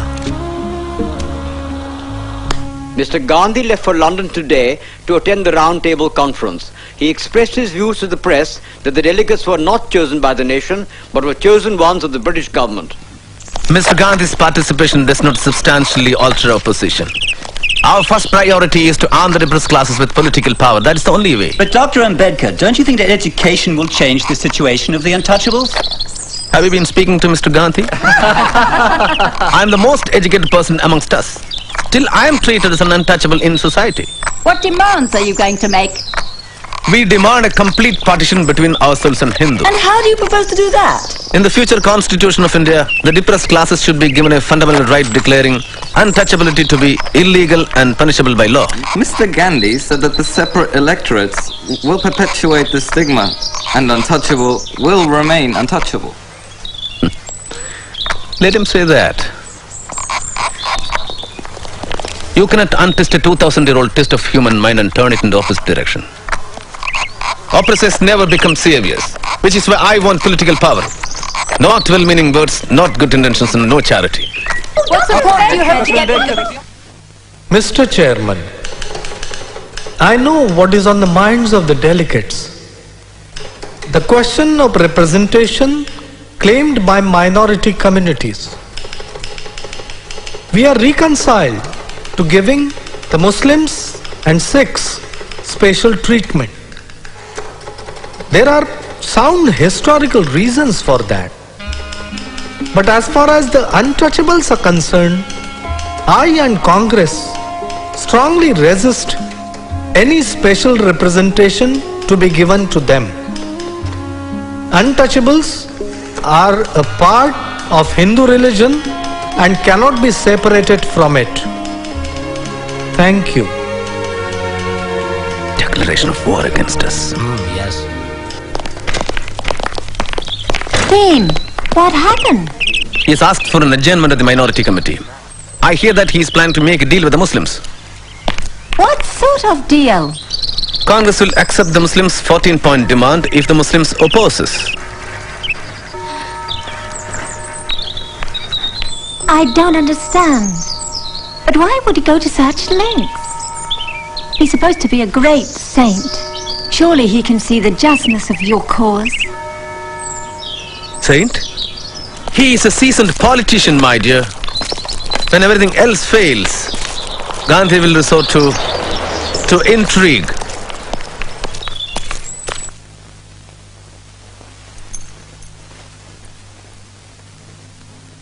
Mr. Prime Minister and friends, I have to announce with deep regret that we have failed to secure an agreeable solution to the communal question through informal discussions. The failure was inherent in the composition of delegates who are nominees of the government and not representatives of the people. As for the Congress, it represents the entire nation, including the untouchables. Mr. Chairman, sir, I have not the slightest doubt that I fully represent the claims of my community. The Mahatma claims the Congress represents the depressed classes more than I do. I can only say that it is one of the many false claims which irresponsible people keep making.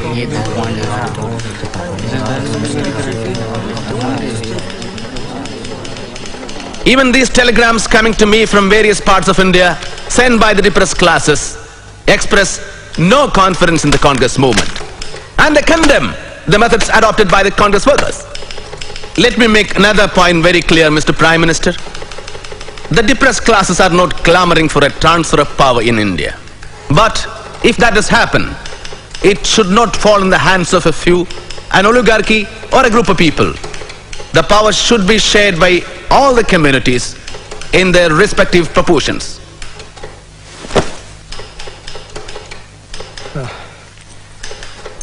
I strongly believe that untouchability is on its last leg and separate electorates will only perpetuate that stigma.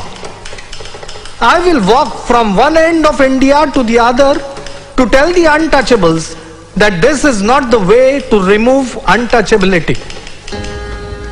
I would rather Hinduism died than untouchability lived. I have great regard for Dr. Ambedkar, but it seems that great wrong under which the learned doctor has labored, and perhaps the bitter experiences that he has undergone, have warped his decision. It is not a proper claim when Dr. Ambedkar seeks to speak for the whole of the untouchables. I can say with humility that I represent the vast masses of the untouchables. Those who speak of the political rights of the untouchables do not know their India. I would resist this kind of a political separation with my life. Thank you.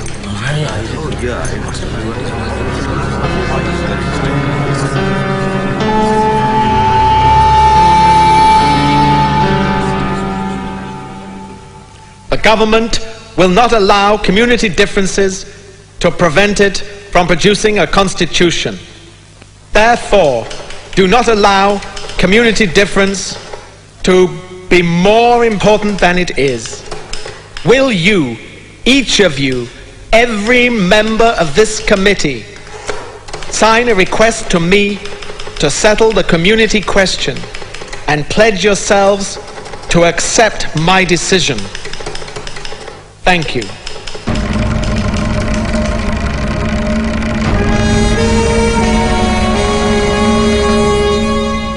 British Premier Mr. MacDonald announced the communal award granting separate seats to the depressed classes. It is feared in some quarters that this award might politically balkanize India.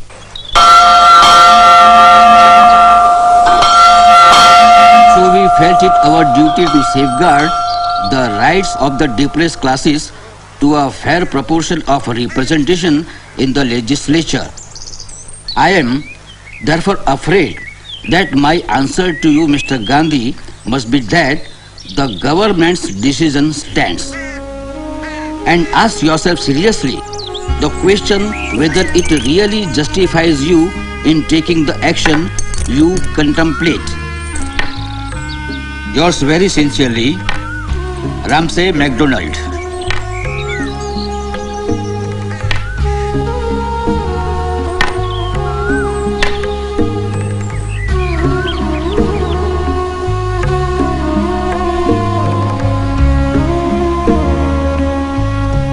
But Gandhiji didn't count on MacDonald granting separate electorates.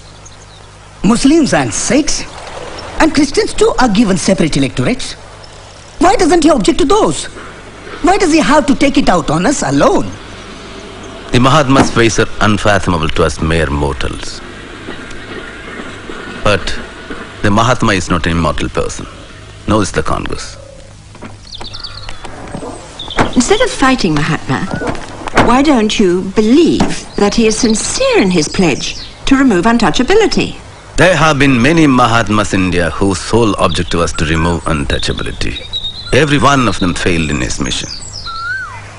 Mahatmas have come and Mahatmas have gone, but the untouchables have remained untouchables. Ambedkar!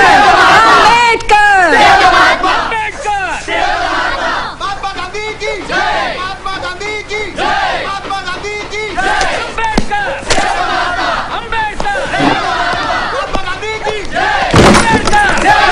Why don't you leave me in peace? I have work to do. Mahatma Ji is dying and this man wants to live in peace? Why don't you go and meet the Mahatma in Pune? What for? I have said what I wanted to. Now let me work. I have to appear before the court tomorrow for a case. Is earning money more important to you than Gandhiji's life? Madam Perrin and Mr. Tucker, you don't know what you're talking about. Your leaders don't have to worry about their daily bread. But if I don't work, I don't eat, my family starves. Please leave me alone. Dr. Ambedkar, we are receiving cables from the whole world entreating us to save Gandhiji's life. Gandhiji's life must be saved. But why do you corner us? Why put Gandhiji's life against the interest of my people? Hang me by the nearest lamppost, but I would never betray my people in the name of saving Gandhiji's life. You would better appeal to Gandhiji to postpone his fast for about a week and then seek a solution for the problem. Gandhiji has a way of making people bend to his will. We too must show our willpower. By going on fast, he's making villains out of us. Who's that? Vaini? You shouldn't have come. He's been returning his tiffin. Almost untouched. I know he was ill in England. Sit down. You will kill yourself. I have enough troubles on my hands already. Won't you eat?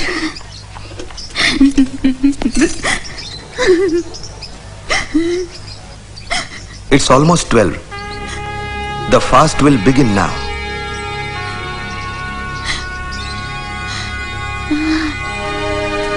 Bapu? Thank you.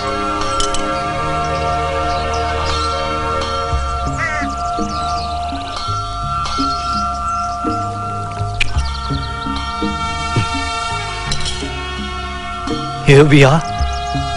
My tussle with God commences. It's meant to see you, Bapu, before you lie down for rest.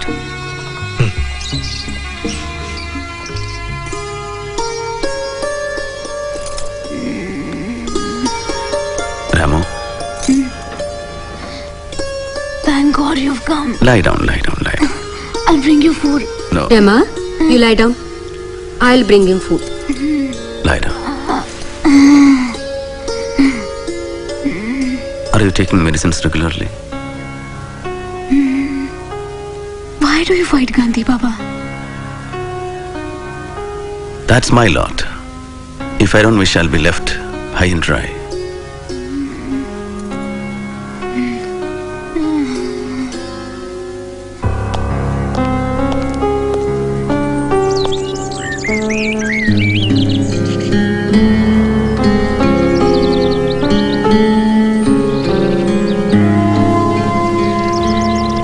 Panel.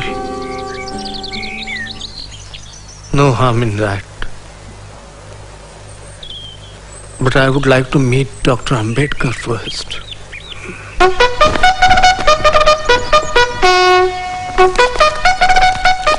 Here he comes. Namaste. Dr. Ambedkar. This way, please.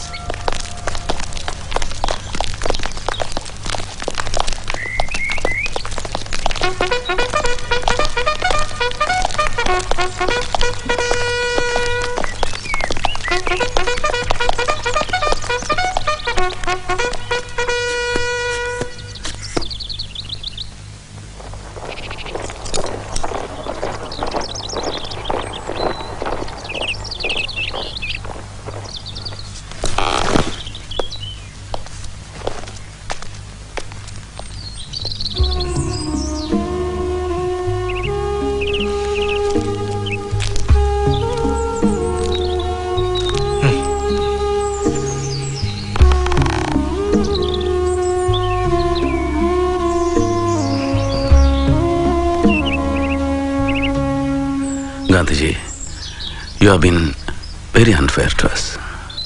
That's my lot. What do you suggest? Compensation for giving up separate electorates. I know. The reserved seats. Surely, but the number is negotiable. Let me tell you, Ambedkar, I am fully with you. You are an untouchable by birth. I consider myself untouchable by adoption. And I also know that you want to save my life. Yes, Gandhiji. You know, I'm not adamant on separate electorates as a matter of principle. The purpose is to enable a minority to select candidates to the legislature who will be its real, not nominal representatives. Excellent. But why a panel for some seats and direct elections for others? Surely that will create an artificial division for the depressed class members and divide the community. Why not have primary elections through panels for all the seats? All right. I make that concession. Panels for all seats. Good. Now make the panel of 5 instead of 2. And let me give you my word, Ambedkar. From now on, my entire life will be devoted to the total eradication of untouchability. Now, you may discuss the details with these friends. I have discussed with my colleagues. They won't agree for more than 126 seats in the provincial assembly. We are firm on 197 seats.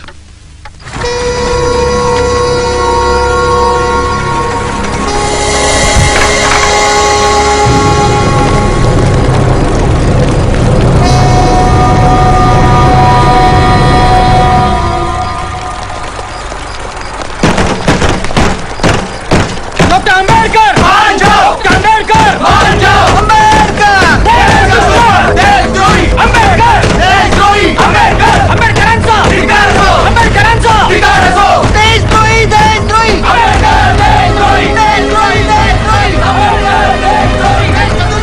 I had warned you, Dr. Saheb. We are receiving threatening letters.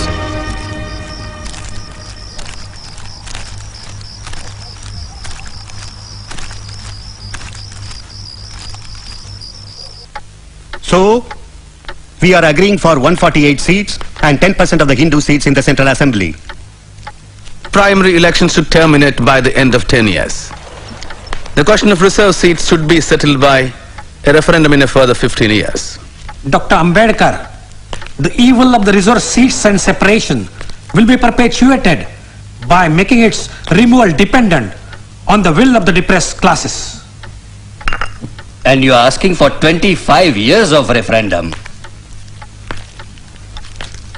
I refuse to believe that untouchability will be no more in the next 20 years or so.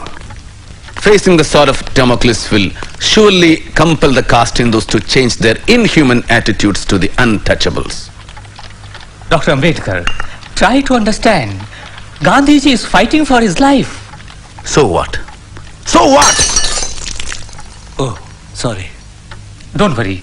We will ask somebody to clean it. Devdas? How is Bapuji?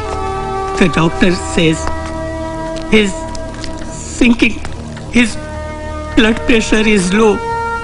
He is dehydrated and getting breathless. Did you hear what Devdas is saying?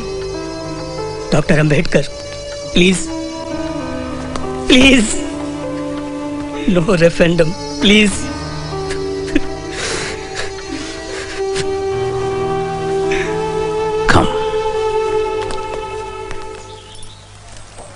I have given many concessions, Bapuji. From 197 seats to 150, 18% in the central legislature and 4 in the panel. Surely untouchability will not vanish in 15 or 20 years just because of this. I propose a referendum of the depressed classes in 10 years on this issue. But these people are opposed to that. You mean putting the matter of caste Hindus on trial? Not a bad idea. But why wait for so long? Huh? Why not 5 years? Need I tell you the anguish and resentment of the untouchables against centuries of wrongs and oppressions at the hands of the Hindus? And do you think, Bapuji, 5 years? Yes. I know. You have a right to demand safeguards. But from my fiery bed, I beg you to be lenient, Ambedkar. I seek a reprieve for caste Hindus. Their conscience is aroused, Ambedkar. Statutory measures at this point will only delay the process of heart cleansing and self-purification. But Bapuji... All right. The referendum, but within 5 years. Huh?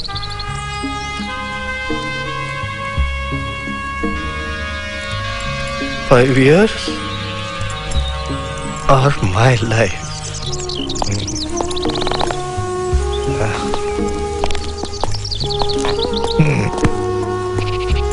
Dr. Ambedkar, we should leave.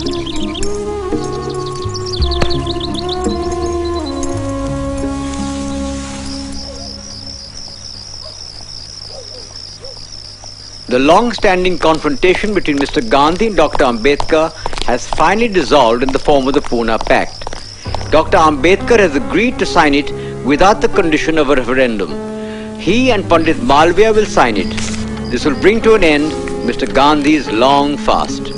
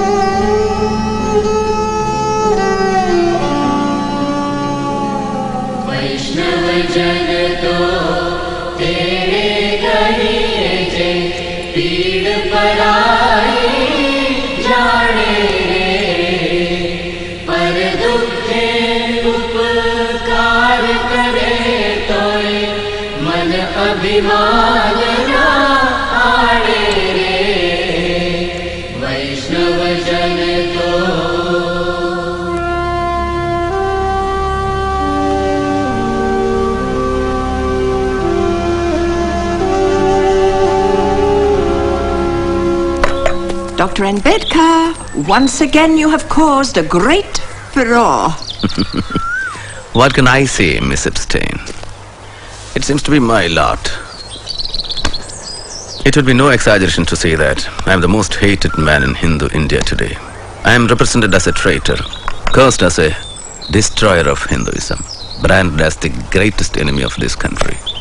But after the dust settles down and a review of my life is taken objectively by the future historians, whereas they will acclaim my services to the nation. And? If they don't? If they don't, I don't care. I know the depressed classes have implicit faith in my work. They'll hold me close to their hearts. Of that I'm certain. Dr. Ambedkar, I have called you here to lend your support to Subbarayan and Iyengar's temple entry bill.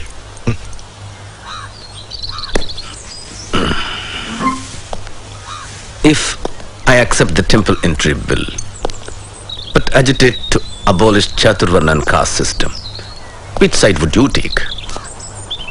Suppose I accept Chaturvarna, what will be your interpretation? Brahman, Kshatriya, Vaishya and Shudra. Or in the reverse way, Shudra on the top.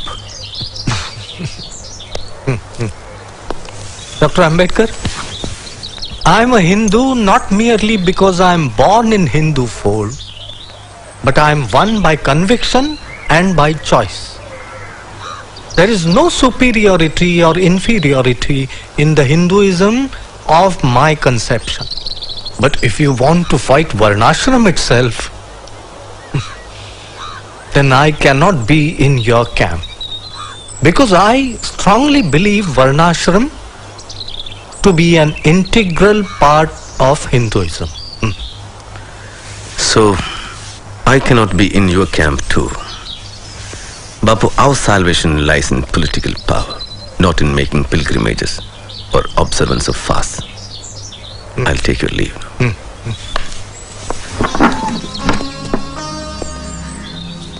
Shall I tell you something? Don't use the weapon of fast too often. Your life is so precious and the country needs you.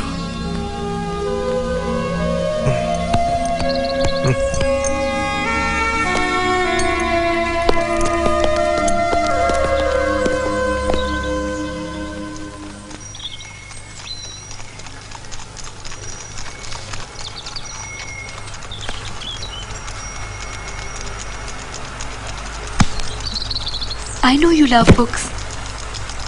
But this is madness. Sahib, you built a house only for your books? Next week, I sail again to London for the Joint Parliamentary Committee.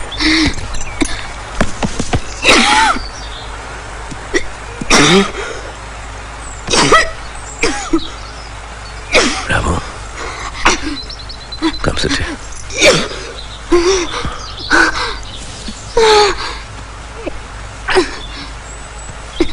I have a wish, Sahib. Yes, Ramu. Next time I will take you to America for medical treatment. No. It is better. Not America or England. Pandharpur. I want to bow before Lord Vithoba of Pandharpur. Won't you fulfill this small wish? Lord Vithoba is not happy with low-caste people like us. He does not show his face to us. Why go to a God who does not bless us? You fought for the temple entry at Nashik? Yes, but that was to assert our right, not for darshan of the God. If they call us Hindus, we must have a right to their gods too. I'll be happy with the darshan from a distance, like untouchables do. No, Rama, no. Try to understand, Rama. A God that discriminates is not God. It's just a stone. How God lives in our hearts. Let's not demean ourselves by seeking mercy from a God that does not care for us. We shall create our own Pandapurs.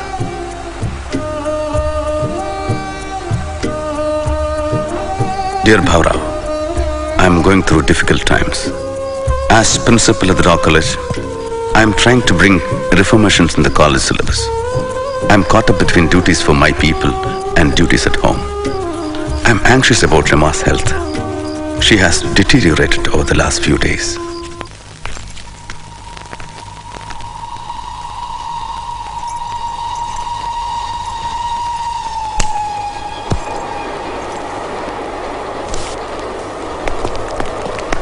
I tried my best. Take this. You'll get well. No. Get well. I'll take you to the best of doctors. It's no use. I'll make you happy. I'm happy. I'll die happy. I'm not afraid of death.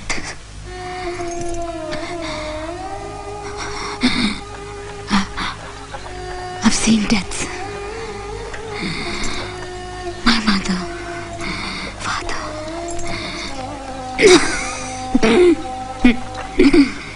Your parents, aunts, your brother, our 4 children. Ramesh, Gangadhar, Hindu, Rajratna. I've seen them die. Sahib, is it raining?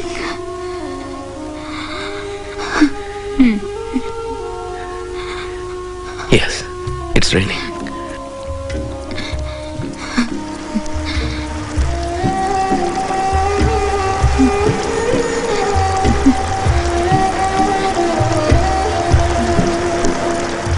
Don't exhaust yourself. I need you. You don't know how lonely I am.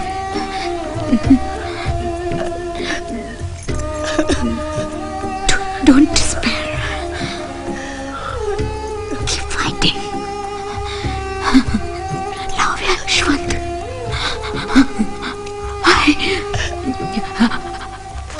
Mother.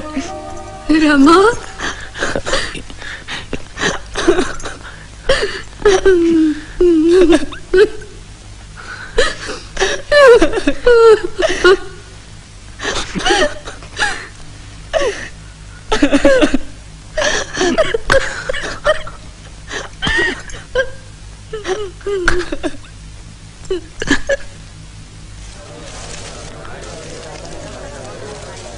Babasaheb,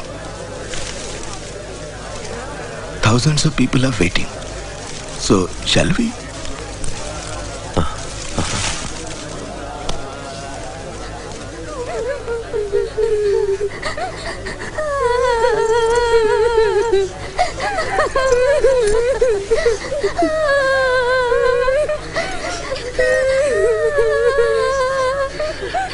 Her last wish was to wear a white sari.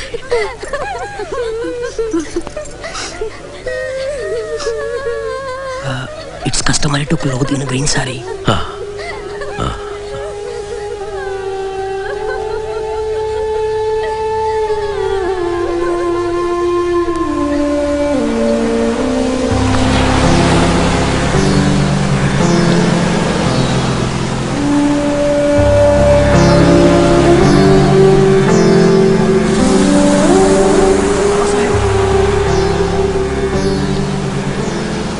Babasaheb, 400 untouchables of Kohinoor village are converting to Islam. Ask them to wait. I'm going to make an important announcement at the Yavla conference.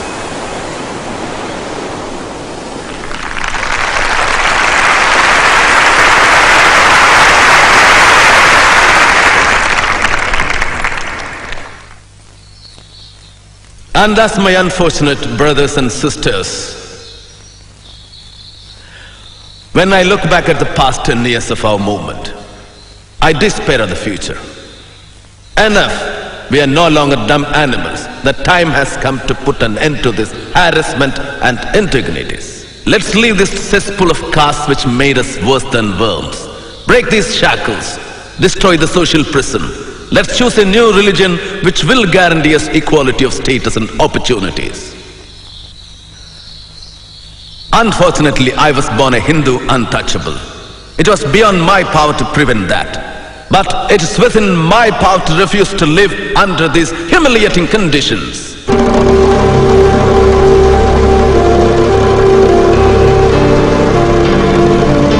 Though I was born a Hindu, I solemnly assure you that I will not die as a Hindu. Dr. Babasaheb Ambedkaransa! Dr. Babasaheb Ambedkaransa! Dr. Babasaheb Ambedkaransa!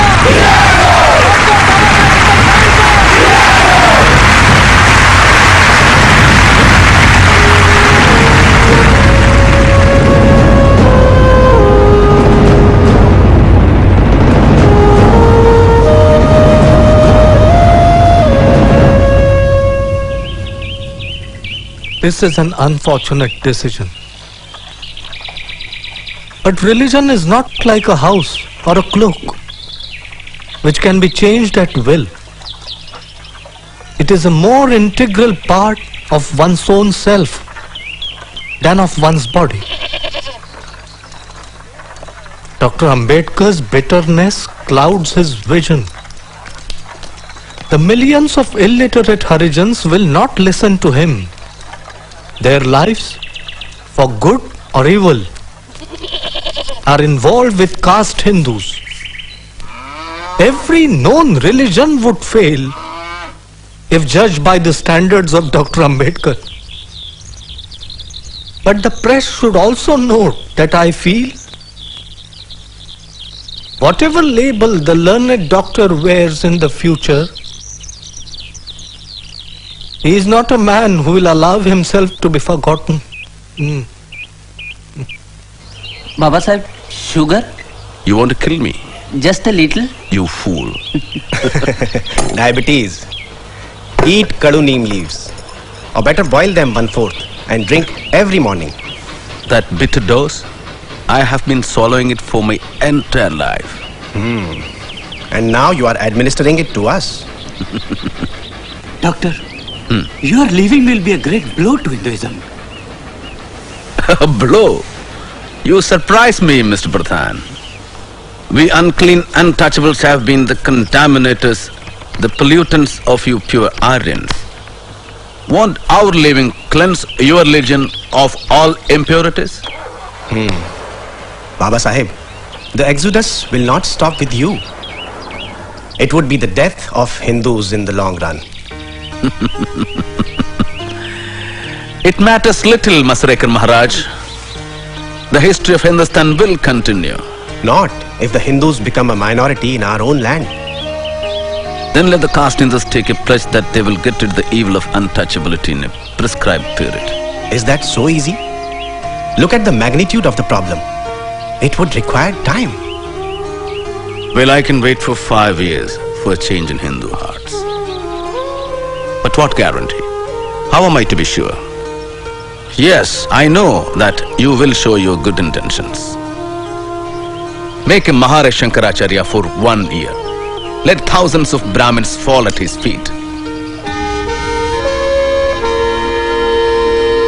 I'm Miss Drescher from the Agripada mission, and I would like you to meet Dr. Henry Crane from America. Hello, Dr. Crane. Hello. He has come to take a close look at your conversion movement. And has already met Mr. Gandhi at Wardha. Yes, Dr. Ambedkar. I've met many people in that connection. And I truly believe that Christianity is the answer that can meet all of your requirements. If you convert into Christianity, all of the Christian nations will help to raise your social, political, and economic status. And I think this won't be objectionable to any of your fellow Indians. Dr. Ambedkar, as the Bible says, the poor shall inherit the earth.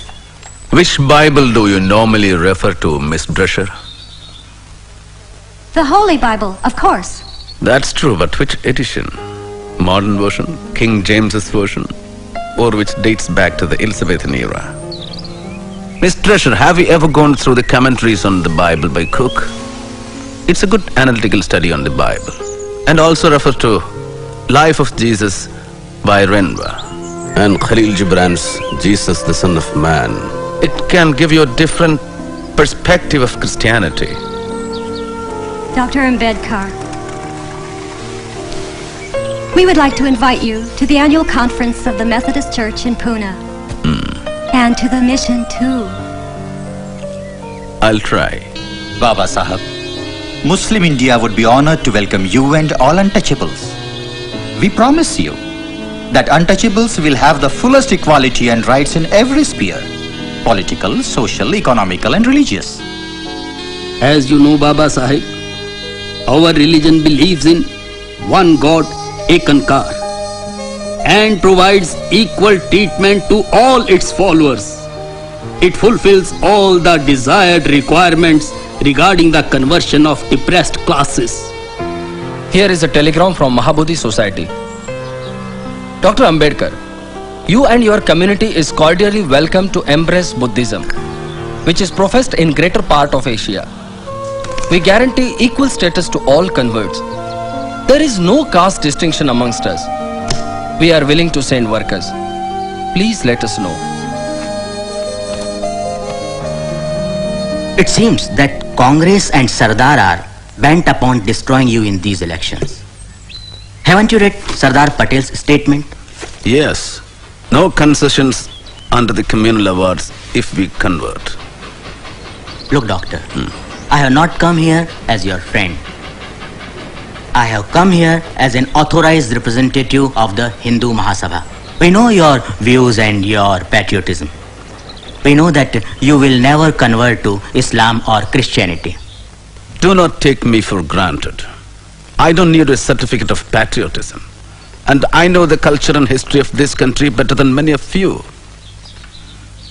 Yes, it is my contention that the conversion to either of these faiths would fundamentally alter the political and cultural equation here.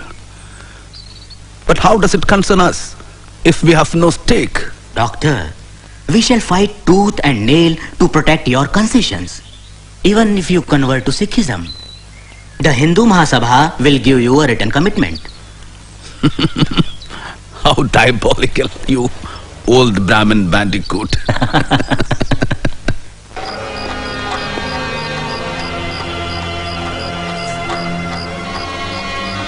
Dear Bhaurao, did you notice Dr. Munji's anxiety over my decision to change religion? Some people asked me what advantage would you gain by changing it. My answer to them is, just as Swaraj is necessary for India, so is change of religion necessary for the untouchables. The underlying motive in both is the desire for freedom. The Congress Committee has reiterated Mahatma Gandhi's principle of non-violence while giving Britain support in the war efforts, but only on the condition of an assurance of complete freedom for India.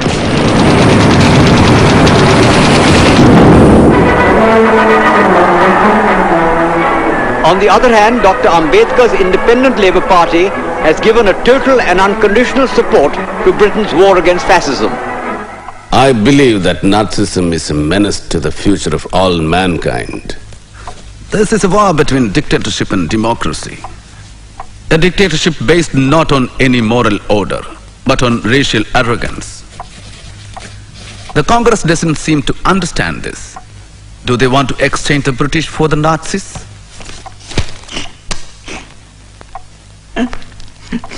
Are you all right, Miss Epstein?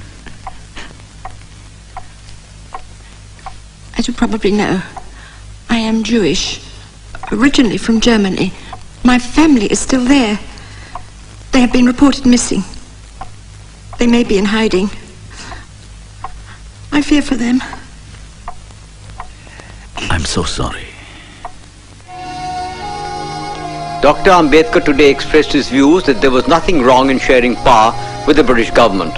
He added that without their support, he would never have been able to solve the labor problems or establish the People's Education Society. Dear Miss Disher, I have some sad news. Fanny is no more. I could not write the criticism on the Bible as promised, but I have dedicated her an equally important book, What Congress and Gandhi Have Done to the Untouchables. And I am glad that she accepted it before she died. No, Babasaheb. In Rag Bhoop, you are not supposed to play the Madhyam. It is Sa Dha Pa Ga Re Sa Re Ga. Now let's try it together. Yes?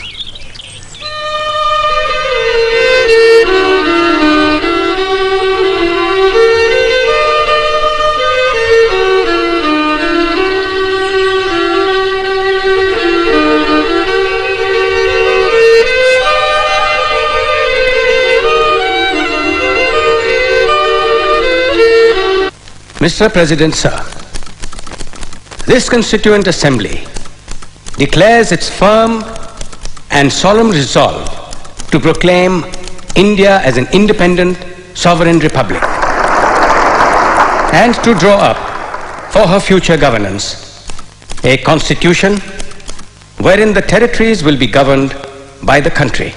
In substance, my amendment proposes we postpone passing this resolution to a later stage to enable the Muslim League and the Indian states to participate, if they choose so, in the deliberations of the Assembly. Now, I call upon Dr. Ambedkar to take the floor.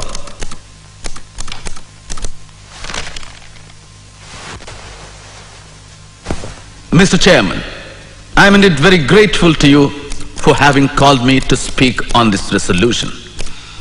I know today we are divided politically, socially and economically. We are a group of warring camps, and I may even go to the extent of confessing that I am probably one of the leaders of such a camp. But sir, with all this, I am quite convinced that nothing in the world will prevent this country from becoming one. I have no hesitation in saying that, notwithstanding the agitation of the Muslim League for the partition of India, someday enough light will dawn upon them, and they too will begin to think that a united India is better even for them.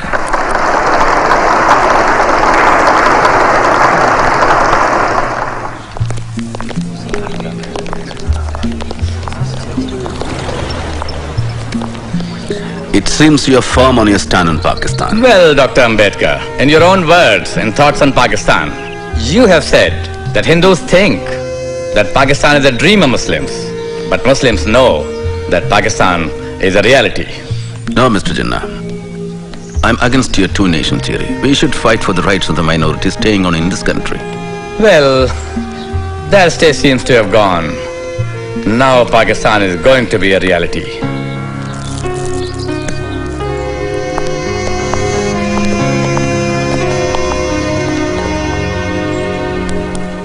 Untouchability in any form is abolished, and the imposition of any disability on that account shall be an offence. Mahatma Gandhi की जय, महात्मा गांधी की जय, महात्मा गांधी की जय, महात्मा गांधी की जय, महात्मा गांधी की जय।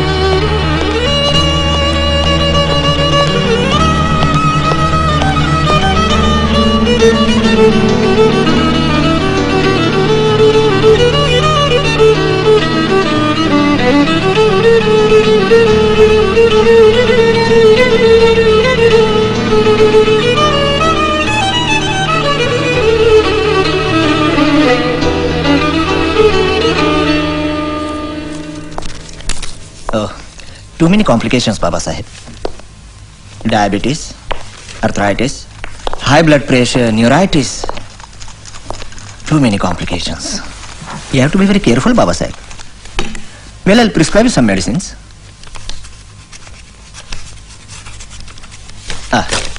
Meet my colleague, Dr. Sharda Kabir. She'll explain you about the diet and other things. Doctor, Uh, excuse me. I have to see some patients. I'll be back again.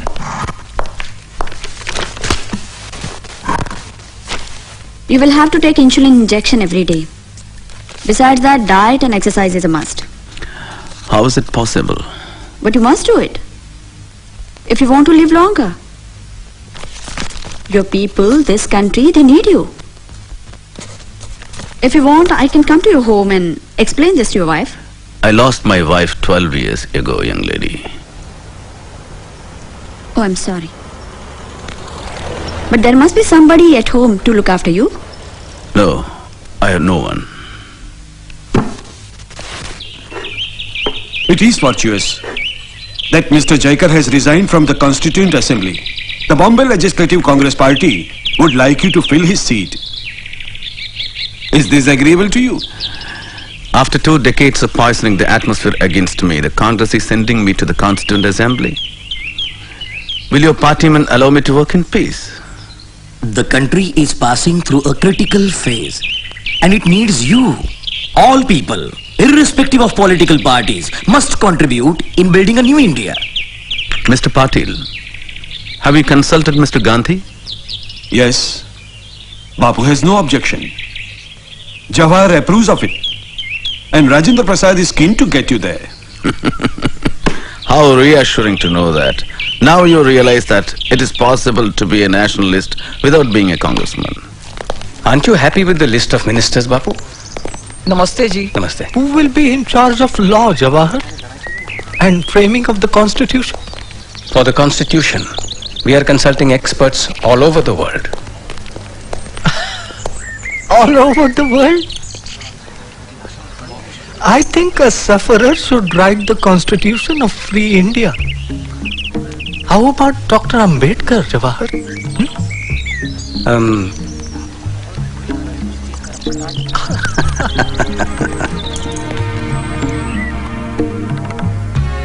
Yes. History has put this responsibility on us. I suppose I shall have to carry this blood on my conscience when I die. Well, to business then. Do you know the reason why I requested you to come here? I would like you to be a part of the national government of Free India. Do you accept? It depends. What portfolio? Law. Will there be enough work? Plenty. Don't worry. A lot of new measures are to be legislated. Yes. The Hindu Code Bill is still pending, isn't it? Well, we are determined to clear it fast. I'm very glad. We shall be working together. Dear Bhaura, India is an independent country today. But will she maintain her independence? Will the many political parties with diverse and opposing political creeds place India above their own castes and creeds? We must be determined to defend our independence to the last drop of our blood. Your blood sugar is so high? No more sugar for you. Who makes tea for you? They tried to remember, but... No, you can't afford to be careless. No more fruits and no more rice. At least for a fortnight. And you need a checkup for next week. There's a meeting of the drafting committee in Delhi. I have to be there for a week. I wonder who is going to take care of you in Delhi. Dear Chitre, my work in the draft constitution has increased a great deal. And on the other hand, my health forbids me the slightest of strains. I have considered your suggestion of having somebody to look after my health sympathetically. I have decided to marry Dr. Sharada Kabir.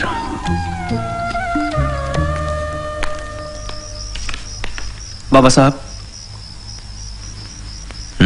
Bapuji was shot dead while he was going for the prayers.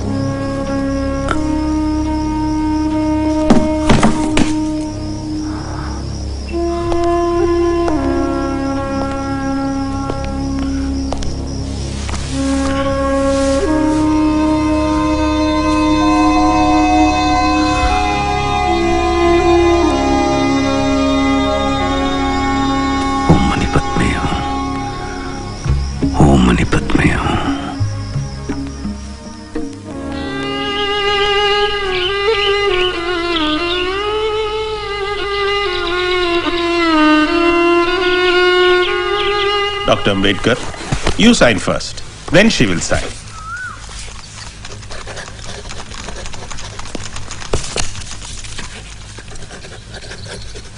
Now I proclaim you as man and wife.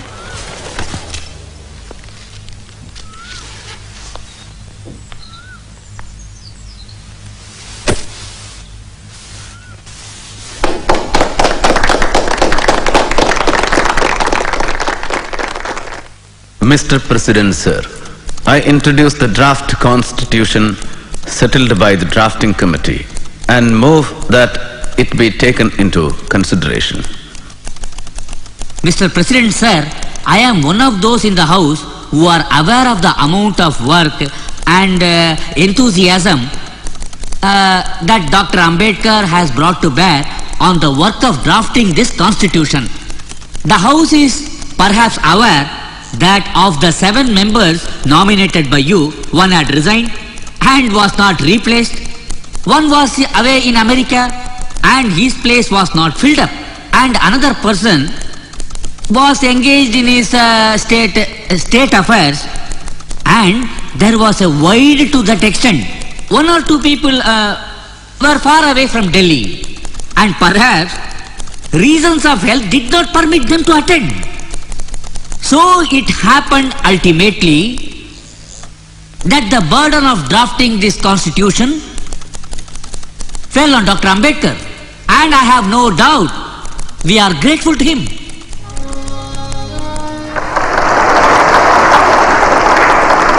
The credit that is given to me does not belong to me. It belongs partly to Sir B.N. Rao, the constitutional advisor to the Constituent Assembly, who prepared a rough draft of the constitution for the consideration of the drafting committee. A part of the credit must go to the members of the drafting committee also.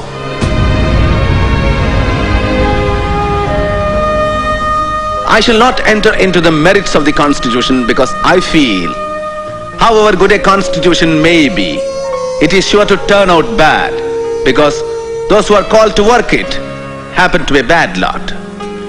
However bad a constitution may be, it may turn out to be good if those who are called to work upon it happen to be a good lot.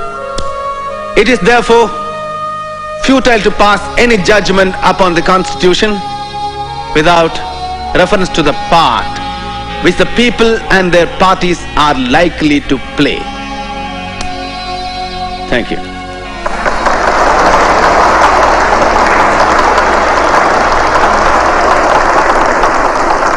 And sitting in this chair and watching the procedures from day to day, I have realized what no one else could have, with what rare zeal and devotion the members of the drafting committee, and especially its chairman, Dr. Ambedkar, irrespective of his indifferent health, have worked.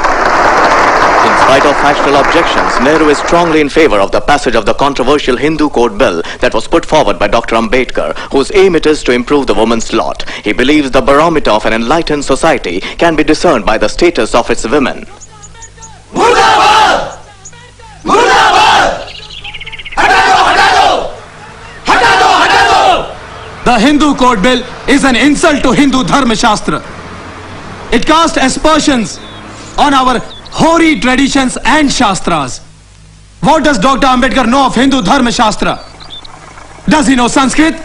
Has he read Vedas? In a revenge, he is out to destroy the Hindu Dharma Shastra by one blow of this law. Are we going to allow an untouchable to touch our sacred God-given laws? Never, never. We shall shed blood, an uncouth, unclean, untouchable, defiling the laws set centuries ago by Bhagwan Shri Krishna, Bhagwan Manu, Bhagavad Gita, Vedas and Upanishads. Don't touch Hindu laws! Don't touch Hindu laws! Ambedkar! Murdabad! Ambedkar! Murdabad!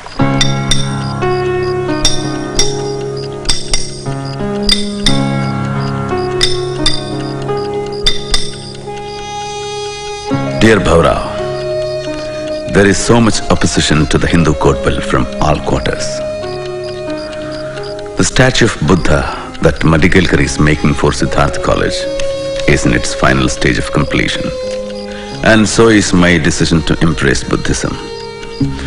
I was always impressed by Buddhism since my childhood, as I had read Life of Buddha, a book written by Dada Kiluskar, a well-known writer, also my father's friend, which he gave me as a gift. Buddhism is the only religion that preaches the three principles of prajna, knowledge, karuna, compassion, and samatha, equality. Buddhism is the answer to the exploitation in the world. People today somehow try to relate Buddhism with communism. But communism is based on force and Buddhism is ahimsa. It's a democratic system, which is why I have made up my mind to advise the millions of untouchables to embrace Buddhism.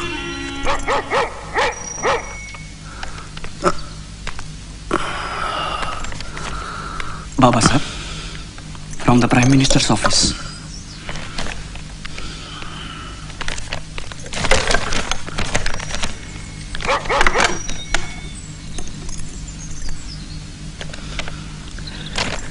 Read it.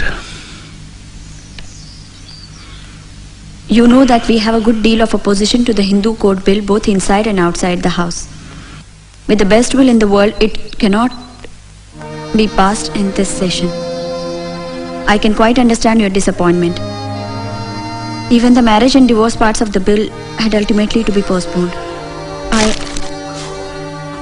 Atrocious. Ratu, come and take dictation. For a long time, I have been thinking of resigning my seat from the cabinet. The only thing that held me was the hope that it would be possible to give effect to the Hindu Code Bill.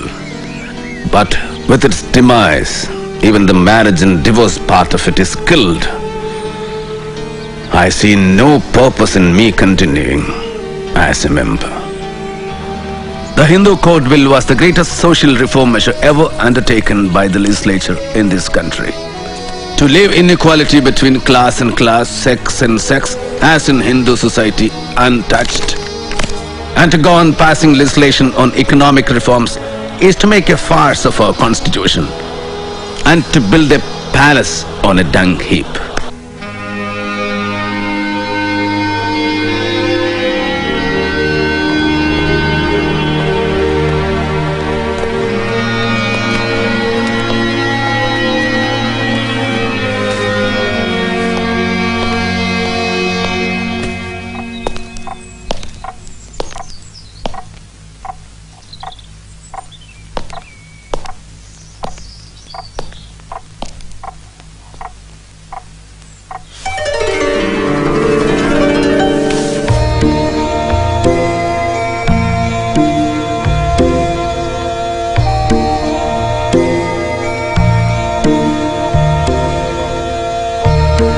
Dear Vaman Rao Godbole, I am confident that one day, to protect humanity, not only India, but the whole world will accept Buddhism. So the day of Diksha will be 14th of October 1956 at Nagpur. Yes, I had promised Gandhiji that when the time comes, I would choose the least harmful way for the country. And this is the greatest benefit I am conferring on the country by embracing Buddhism. For Buddhism is part and parcel of Indian culture. But won't you lose reservations and benefits meant for untouchables? Are Brahmins prepared to become untouchables in return for these reservations? Why are you quitting Hinduism? Why don't you ask your fathers and forefathers that question? Our efforts are to gain basic human rights and regain our self-respect. But why Buddhism? Because Buddha's religion is based on morality and ethics and has no caste. Because the social gospel of Hinduism is inequality, whereas Buddhism is all for equality. Because Buddha's teachings are modern, rational, and ever contemporary, there is no dogma. He makes you think and live by reason. Except Buddha, All founders of religions claimed for themselves the role of savior. Buddha was satisfied with being simply a guide.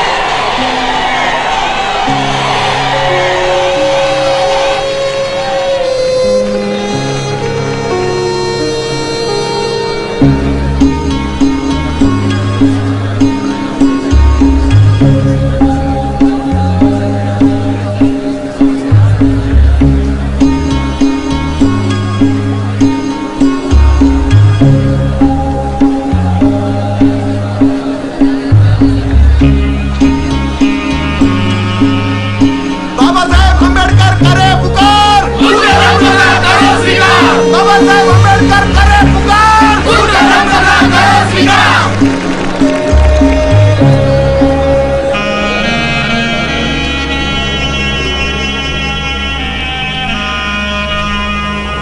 नमो तस्सा भगवतो अरहतो सम्मा सम्बुद्धस्सा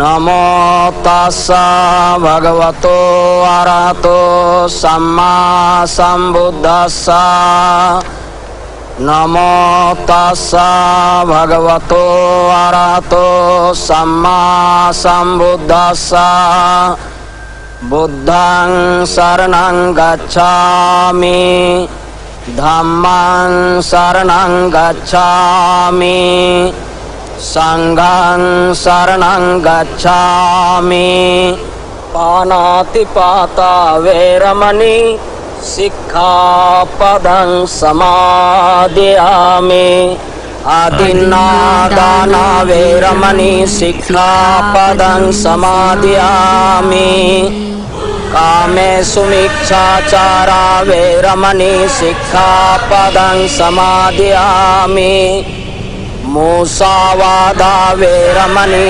सिक्खापदं समादयामि सुरामेरया मज्जपमादठाना वैरमणि सिक्खापदं समादयामि साधु साधु साधु.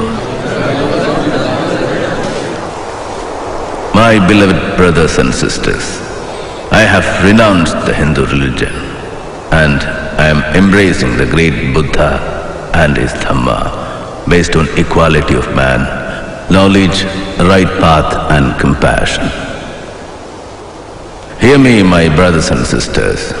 I am no longer a Hindu, no longer an untouchable. I am a liberated human being, a free man, no longer a slave of a pernicious social system. And so, my brothers and sisters, I hereby take a pledge to dedicate my remaining life to spread the Dhamma, the light of Buddha, throughout the world. And now, my dear brothers and sisters, those of you who want to follow me unto the light shown by the great Buddha should rise and repeat the Saranatraya and the pledges after me.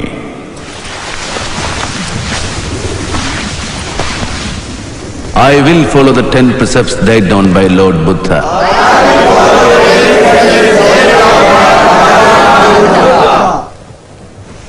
I will treat all animals with compassion.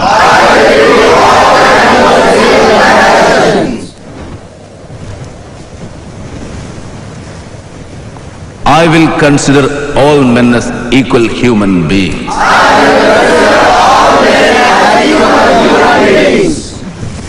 I will accept the Dhamma of Gautam Buddha and give up my old religion, which is detrimental to the progress of humanity and which treats humans with contempt.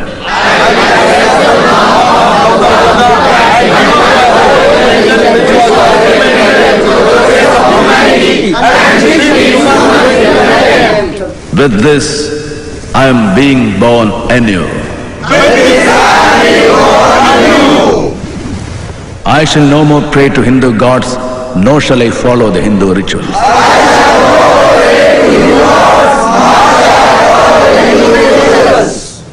Henceforth, the three principles enumerated by the Buddha, knowledge, right path and compassion, shall guide my actions throughout my life.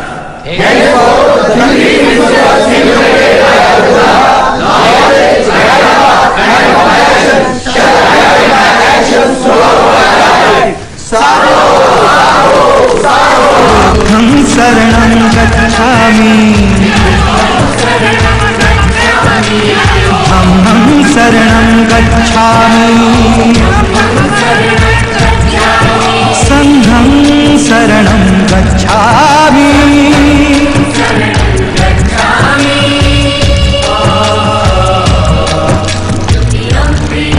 Buddham saranam gacchami.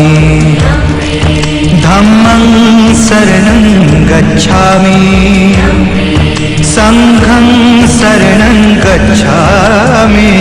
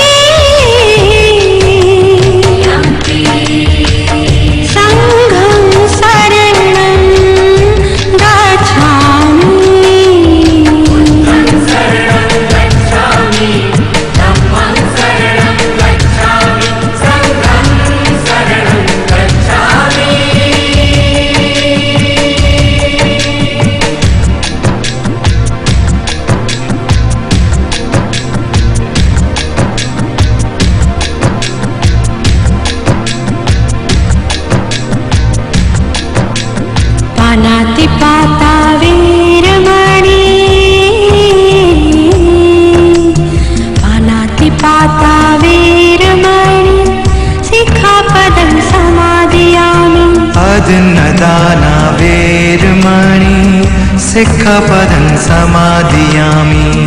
Kamesu nichachara vermani sikhapadam samadhiyami. Buddham saranam gacchami. Dhammam saranam gacchami. Sangham saranam gacchami. Musavada vermani. Musavada vermani sikhapadam samadhiyami. Musavada vermani sikhapadam samadhiyami.